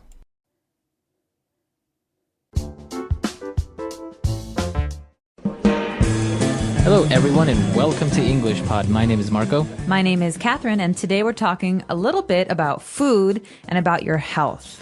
That's right. Today we're going to take a look at our favorite, maybe, kind of food. We're taking a look at the fast food, all these yummy but not very healthy types of food. Yeah, we are. So let's listen to our dialogue, and when we come back, we'll be talking about what some of these foods are and what some of the phrases you've heard mean.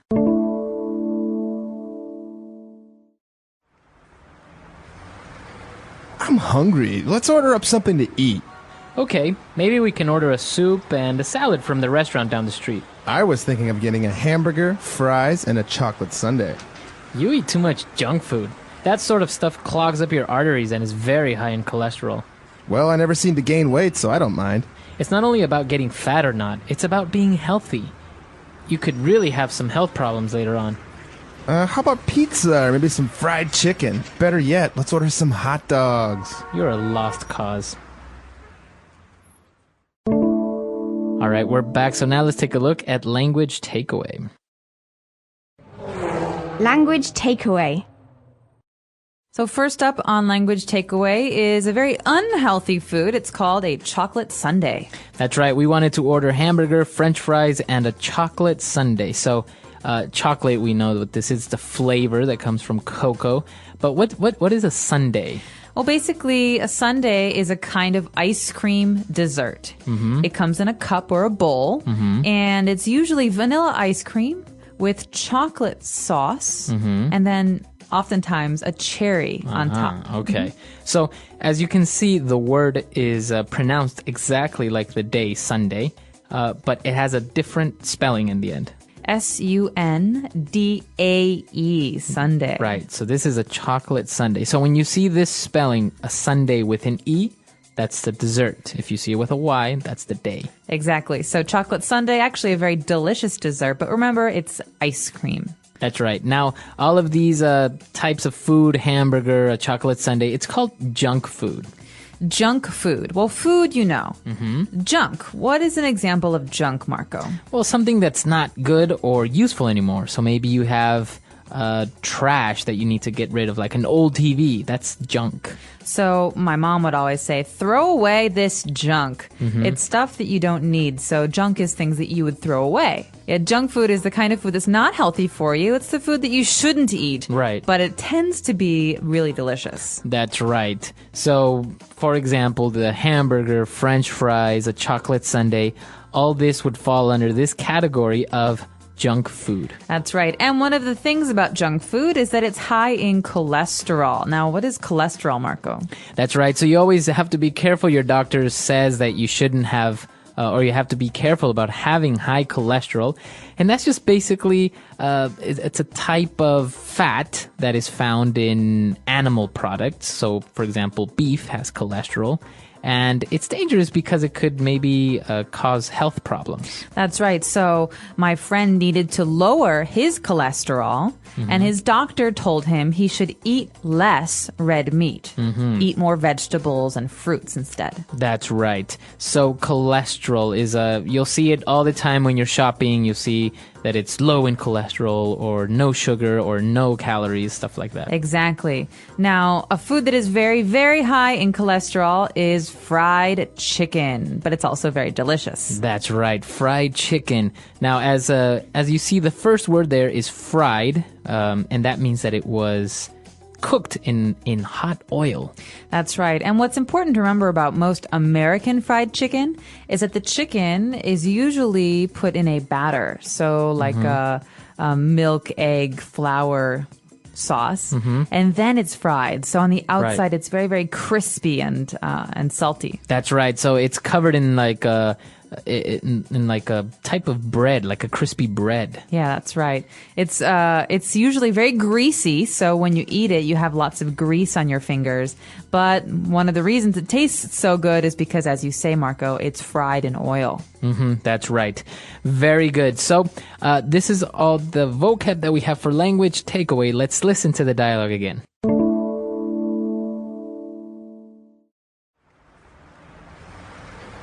I'm hungry. Let's order up something to eat.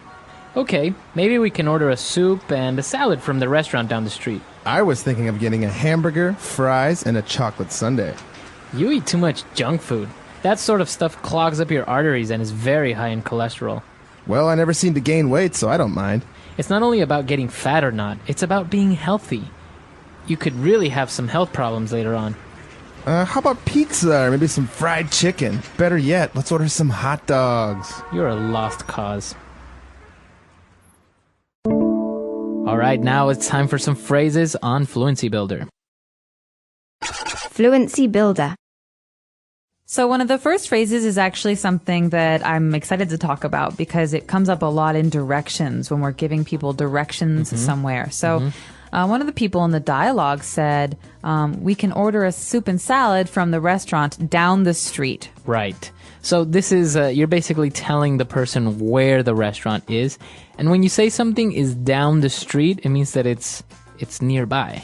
It is. It's nearby. It's on the same street, or it's just, it's just a few minutes walk from where you are now. Right. So you can say, my apartment is just down the street from this park. So it's very close. Or you could say, I know him. He lived down the street from me when we were children. Okay. So he lived really, really close to you. Very good. Now, when we were talking about junk food and we were talking about how it's not healthy, we said that junk food clogs up your arteries. All right. A couple important words here. To clog up arteries. The verb to clog. What does that mean? Clog with a G. It means it gets in the way or obstructs it. All right. So, for example, if a drain, in my sink, if a drain is clogged, the water does not go down. Right. So the water starts to build and build and build. And actually, it's very dangerous because if it comes up too much, the water will go on the floor. But that's a drain, that's a sink. If you're talking about the heart, you would say that cholesterol clogs up your arteries. Right. So your arteries are like these tubes where blood passes. And of course, if they're clogged up, then blood can't pass. That's right. And if it's very serious, people sometimes have to have heart surgery to clear those arteries, to take the blockage, the clogging, away from the arteries. That's right. Okay, so that is to clog something up, or something is clogged up. Now, moving on, when we were giving suggestions, we said, all right, well, how about pizza or maybe some fried chicken? Better yet, let's order some hot dogs. All right, now this is a great phrase, as you say, Marco, for offering a suggestion. You could say, I think we should eat hamburgers. Better yet. Okay, so what does this mean? This means I actually had a better idea Right. while I was telling you my other idea. So it can be used in the middle of a sentence, like here, right? It's kind of like an interjection. Better yet, you know what? Let's get some pizza. So it's better than the idea you just had. Right. So let's go swimming. Oh, better yet, let's go play basketball. Right. Exactly. Now, towards the end, our friend said, you know what? You're a lost cause. What does that mean? What does this phrase mean? You're a lost cause. You're a lost cause. It's an interesting phrase. This is basically a way of saying, I can do nothing to change you.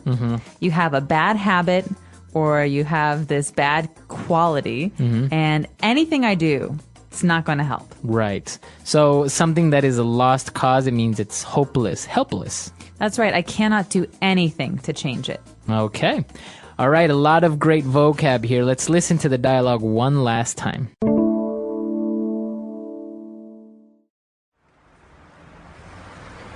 I'm hungry. Let's order up something to eat.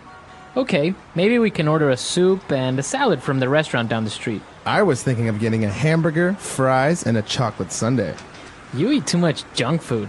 That sort of stuff clogs up your arteries and is very high in cholesterol. Well, I never seem to gain weight, so I don't mind. It's not only about getting fat or not, it's about being healthy. You could really have some health problems later on. How about pizza or maybe some fried chicken? Better yet, let's order some hot dogs. You're a lost cause.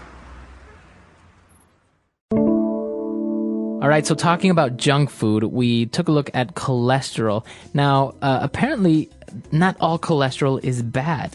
That's right. There are two kinds of cholesterol, HDLs and LDLs, and one kind is good for you and the other kind is bad for you. And so it's important when you talk to your doctor, you ask your doctor if the bad cholesterol is high for you. Because if it's the good cholesterol that's high, you're probably not going to experience health problems. Right. But if you have really high bad cholesterol, then that's something that you should think about when you eat and when you choose the kinds of foods that you eat. Right. So usually, my doctor always used to tell me to not eat so many eggs because eggs are high in cholesterol. That's right. Red meat and eggs and salty foods, I think. But generally speaking, I think it's good just to eat a lot of vegetables and to balance out your diet. So vegetables don't really even have cholesterol. No, they're low in cholesterol, and I think they also have a lot of vitamins and minerals that your body needs. It's very, very interesting because actually all food that is usually very, very delicious is high in cholesterol or high in calories. It's bad for you. It's basically junk food, yeah. So potato chips, hot dogs, pizza, fried chicken, all of these delicious foods, they're all considered junk food and they're all really bad for you. That's right. All right, a very interesting topic. Now, there are certain local types of junk food that people consider to be junk food. Like, for example, if you go maybe to the Middle East, you'll have the wraps, right? That could be considered a type of junk food. I guess, yeah. Because I think it's fast, it's greasy. it is pretty greasy, although it's delicious, like a shawarma wrap. is my Exactly. favorite. So maybe you can let us know what local type of junk food you have. This is mostly American: burgers, fries, hot dogs. Exactly. What is it in your country? Let us know. Our website is englishpod.com. We'll see you guys there. Bye.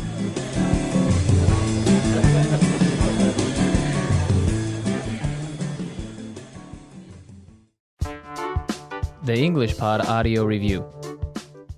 Listen to the meaning, then say the vocabulary word. Mixed vegetables served cold. Salad. Deep fried strips of potato.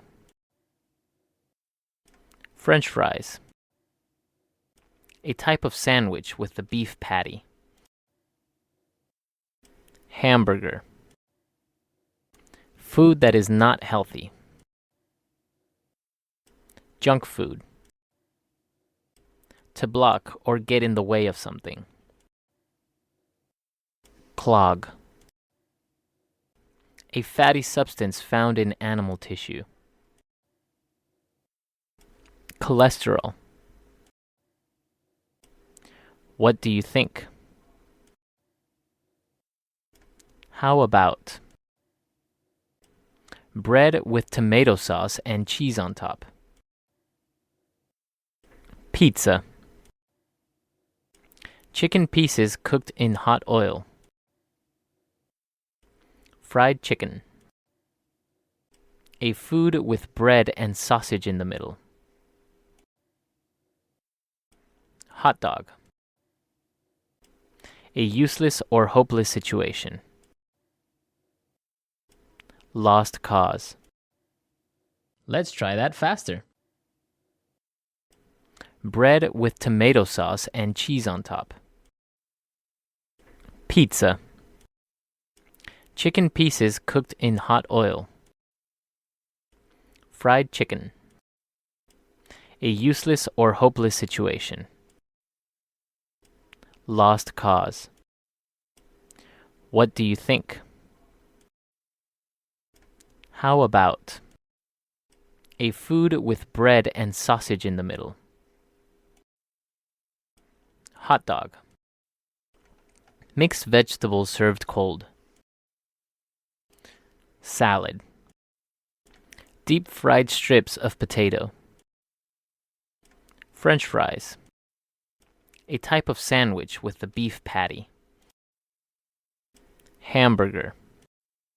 Food that is not healthy. Junk food. A fatty substance found in animal tissue. Cholesterol. To block or get in the way of something. Clog. Now say the word and hear it in a sentence. Junk food.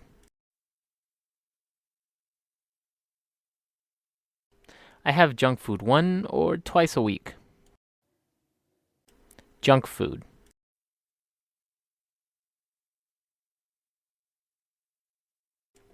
If you want to lose weight, you should try having less junk food. Junk food.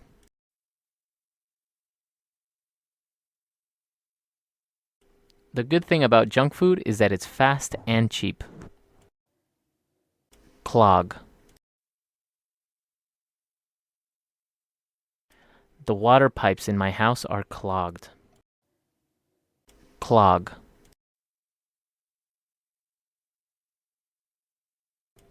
Your toilet is clogged. You should call a plumber. Clog.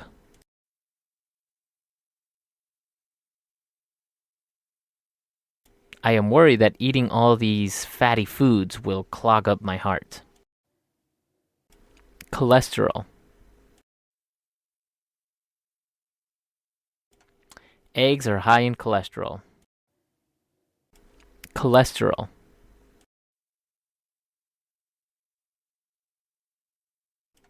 I have to watch what I eat because I have high cholesterol.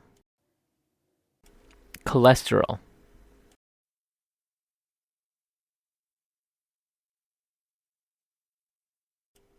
It is dangerous to have high cholesterol levels because it can lead to health complications.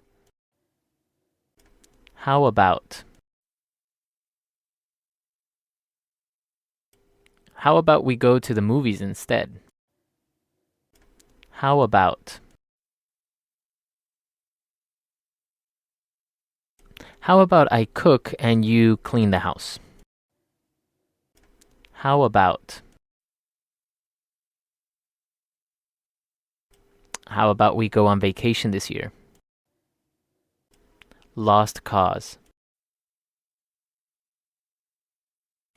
This company is a lost cause. Lost cause. He doesn't want to be helped. He is a lost cause. Lost cause. Continue fighting the disease. It's not a lost cause.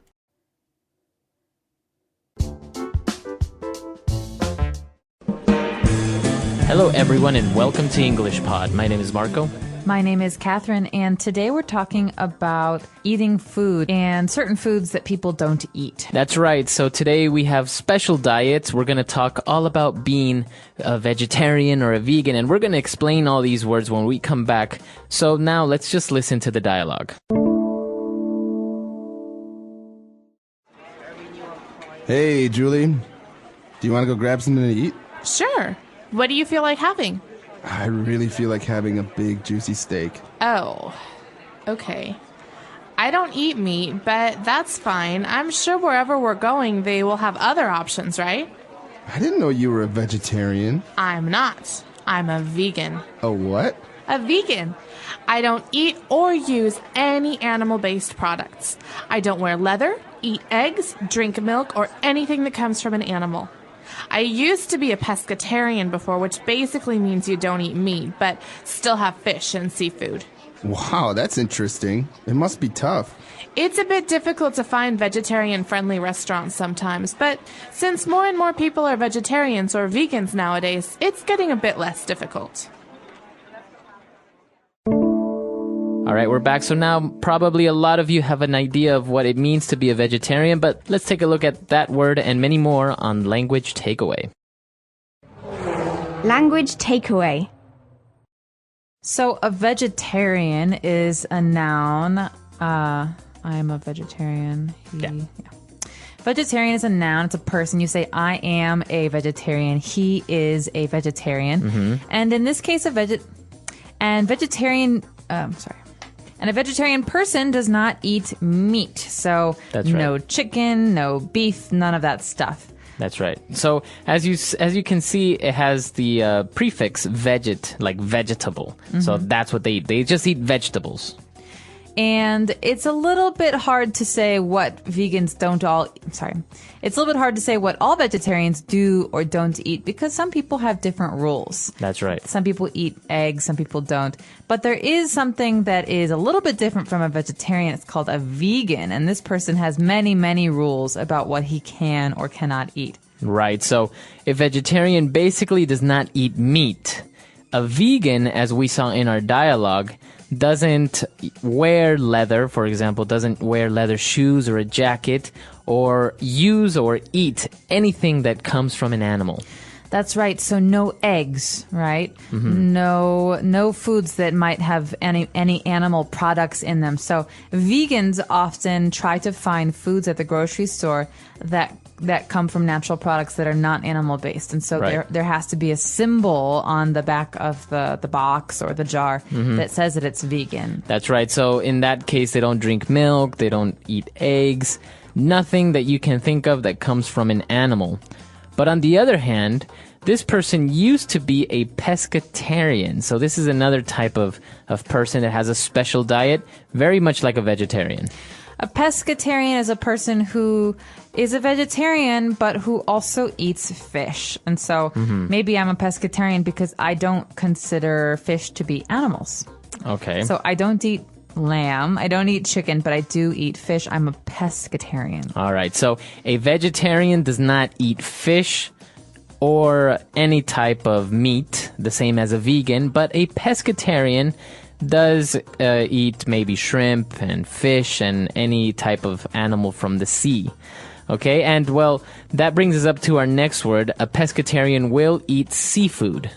Seafood is a word we use to describe animals that come from the sea. So not just fish. Also, like you said, shrimp and lobster.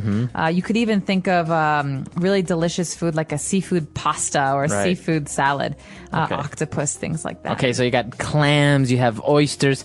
Anything that comes from the sea is considered seafood, right? That's right. And our last word in language takeaway is an adjective we heard at the end of the dialogue. Our character said, it must be tough. Right. Okay, now tough is an interesting word because in English it has a few different meanings. But what was the meaning of the word tough in today's dialogue? In today's dialogue, when the person said it must be tough, it's basically saying it must be difficult. It must be difficult to be a vegetarian. Right, so it's a hard situation. You could also say, oh man, this homework is really tough. That means it's hard. It's difficult. All right, great. So we've taken a look at a lot of key words there. Why don't we take a break, listen to our dialogue again, and we'll be back in a bit. Hey, Julie. Do you want to go grab something to eat? Sure. What do you feel like having? I really feel like having a big, juicy steak. Oh, okay. I don't eat meat, but that's fine. I'm sure wherever we're going, they will have other options, right? I didn't know you were a vegetarian. I'm not. I'm a vegan. A what? A vegan. I don't eat or use any animal-based products. I don't wear leather, eat eggs, drink milk, or anything that comes from an animal. I used to be a pescatarian before, which basically means you don't eat meat, but still have fish and seafood. Wow, that's interesting. It must be tough. It's a bit difficult to find vegetarian-friendly restaurants sometimes, but since more and more people are vegetarians or vegans nowadays, it's getting a bit less difficult. All right, now we've prepared 3 phrases for you. Let's take a look at those now on Fluency Builder. Fluency Builder. So there's a very interesting and very, very common phrase at the beginning of today's dialogue that we use all the time in English. This is to grab something to eat. The character says, "Hey, Julie, you want to go grab something to eat?" So taking that as a phrase, we are inviting someone to go eat something. That's right. So I could say, "Hey, do you want to go eat something?" Or I could say, "Hey, do you want to go grab something to eat?" Okay, and the verb grab is to take or to hold in your hand. So you want to go grab something to eat is basically that. Right, but don't be confused because grabbing normally means holding with your hand, but to grab something to eat generally just means, "Hey, would you like to go eat something with me?" Okay. And of course we want to go grab something to eat, and the guy says, "I really feel like having a big juicy steak." So we feel like having a steak. This is very spoken English. So remember, when you're talking to your friends, this is okay. But maybe if you're writing something, it's not as good. But I feel like a steak means I want to eat a steak. Right. It doesn't mean you are a steak. No, I don't feel like a steak, like a piece of meat, but I do want to eat a piece of, I do want to eat a steak. And so I feel like having, or I feel like a steak. These are both acceptable in spoken English. So you basically feel like doing something or you feel like eating something. For example, if we're going to have dinner, you can say, "I feel like having Italian food." Yeah, I don't feel like having Italian food tonight. I feel like having Mexican food. And I also feel like watching a movie. Exactly. So great ways of using feel like and then a verb like having or watching a movie. Now getting back to the vegetarian, the vegan aspect of our dialogue, we saw that the girl explained how she doesn't eat or use any animal-based products. So these 3 words, animal-based products. So product is basically anything that will be sold or bought. Animal-based is a way to describe a product. So some products have animal products in them, right? So, for example, my shoes are an animal-based product because they are leather, and leather comes from cows, which are animals. So you're basically saying that they have something from an animal. They are made up of that something that comes from an animal, like leather shoes. Exactly. And it's not just shoes, it's also shampoo or some of the foods that you eat, like in jars and cans. And so it's important, if you're a vegan, to look on the side of the can or the side of the box and see, is this an animal-based product? Are there animal products in this? Right. Okay. A lot of interesting things in this dialogue today. Why don't we listen to it one last time and we'll be back. Hey, Julie. Do you want to go grab something to eat? Sure. What do you feel like having? I really feel like having a big juicy steak. Oh, okay. I don't eat meat, but that's fine. I'm sure wherever we're going, they will have other options, right? I didn't know you were a vegetarian. I'm not. I'm a vegan. A what? A vegan. I don't eat or use any animal-based products. I don't wear leather, eat eggs, drink milk, or anything that comes from an animal. I used to be a pescatarian before, which basically means you don't eat meat, but still have fish and seafood. Wow, that's interesting. It must be tough. It's a bit difficult to find vegetarian-friendly restaurants sometimes, but since more and more people are vegetarians or vegans nowadays, it's getting a bit less difficult.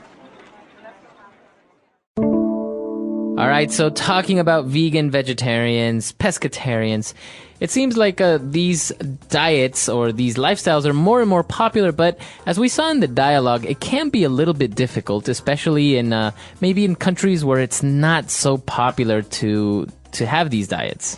Definitely. I think that in places where you can find vegan and vegetarian products very easily, being a vegetarian becomes much more easy because you have more options. Right. But if you're living in a country where it's very hard to eat a meal without having meat, then you might just eat potatoes every day. And Right. that will get very, very difficult and very boring. Well, that's one of the main arguments or the main concerns with people is that even though you can argue that you can get all the vitamins or many of the vitamins and minerals from nuts and from vegetables, it's still not healthy to completely exclude from your diet maybe sources like of proteins like meat or eggs or dairy products. That's right. And so in America, for example, it's very easy to find supplements. You can take vitamins like calcium, and you can have pills that will give you some protein, and you can find all sorts of exotic vegetables that will help you supplement your diet. But in a place like China, for example, I think it can be a lot harder to find those products and to find those supplements. And so being a vegan, especially, or a vegetarian poses a lot more challenges. Especially, I think, with what you mentioned, that products are usually labeled, where they tell you if they have any animal-based products in there. Whereas in other countries, it's probably not labeled, and it's a little bit, even things like getting the fat-free things are a little bit more difficult in other countries, like, for example, China. That's right. So we would like to know, are there many vegans or vegetarians in your country? And if there are, do you think it's hard for them to buy food? Why or why not? Let us know. Our website is englishpod.com. All right. We'll see you guys there. Bye. Bye.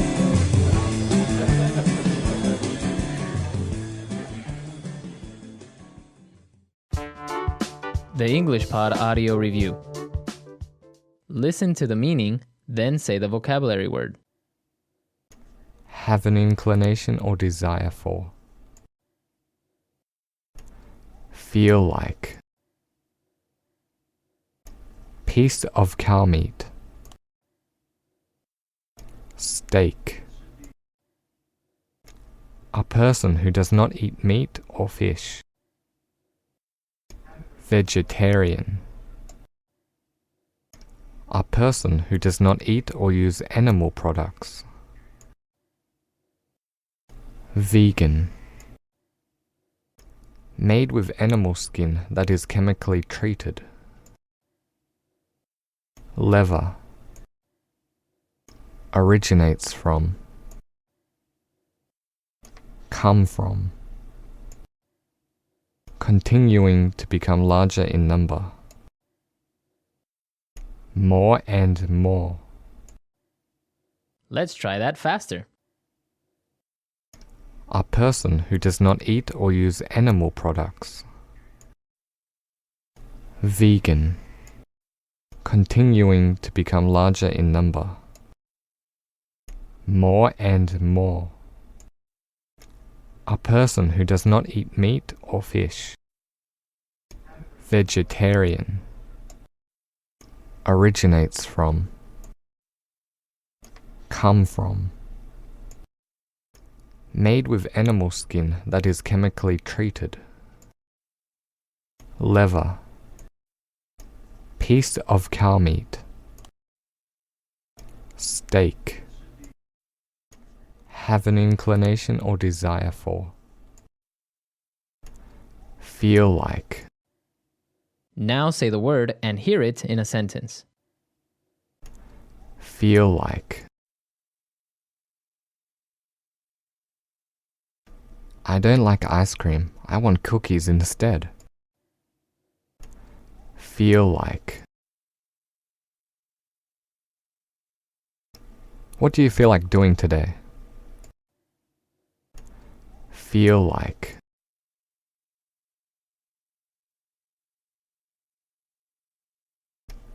He doesn't feel like doing his homework. His mother will be angry with him. Steak.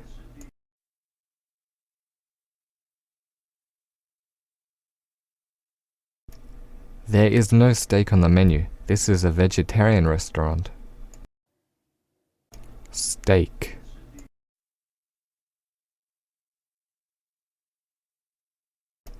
He loves to eat steak on special occasions. Steak.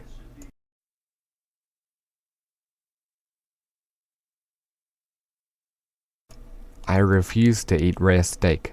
I only eat it when it's well done. Vegetarian.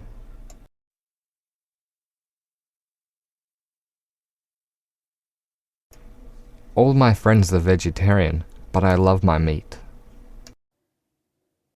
Vegetarian.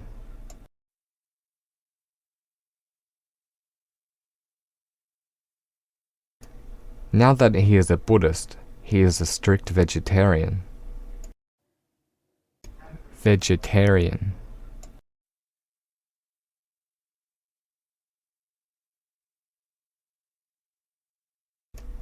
She stopped being a vegetarian as soon as she saw her favorite food, hot dogs. Vegan.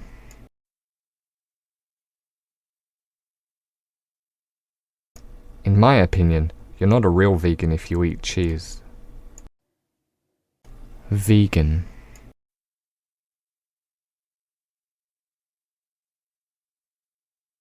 She believes that being vegan is not just a choice, it's a lifestyle. Vegan.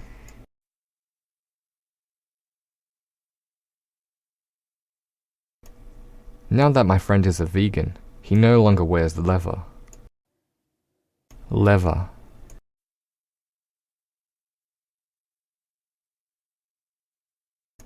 Wow, check out my new leather jacket. I'm so cool. Leather.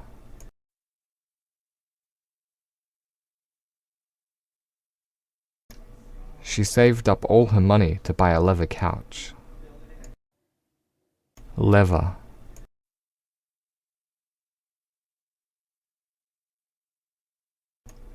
I don't like leather. It's ruined if it gets wet in the rain.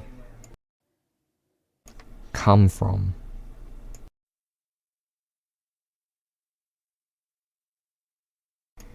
Where do you come from? I come from Australia. Come from.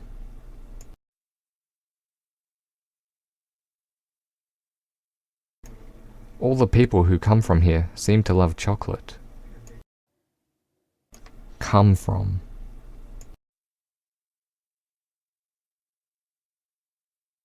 You scared me. Where did you come from?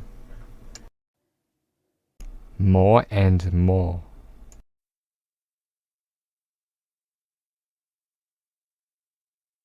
As it gets closer to dinner, I'm feeling more and more hungry. More and more.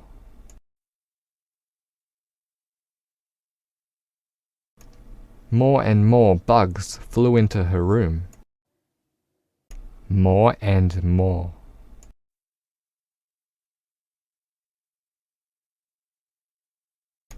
The police were becoming more and more convinced that he was the killer.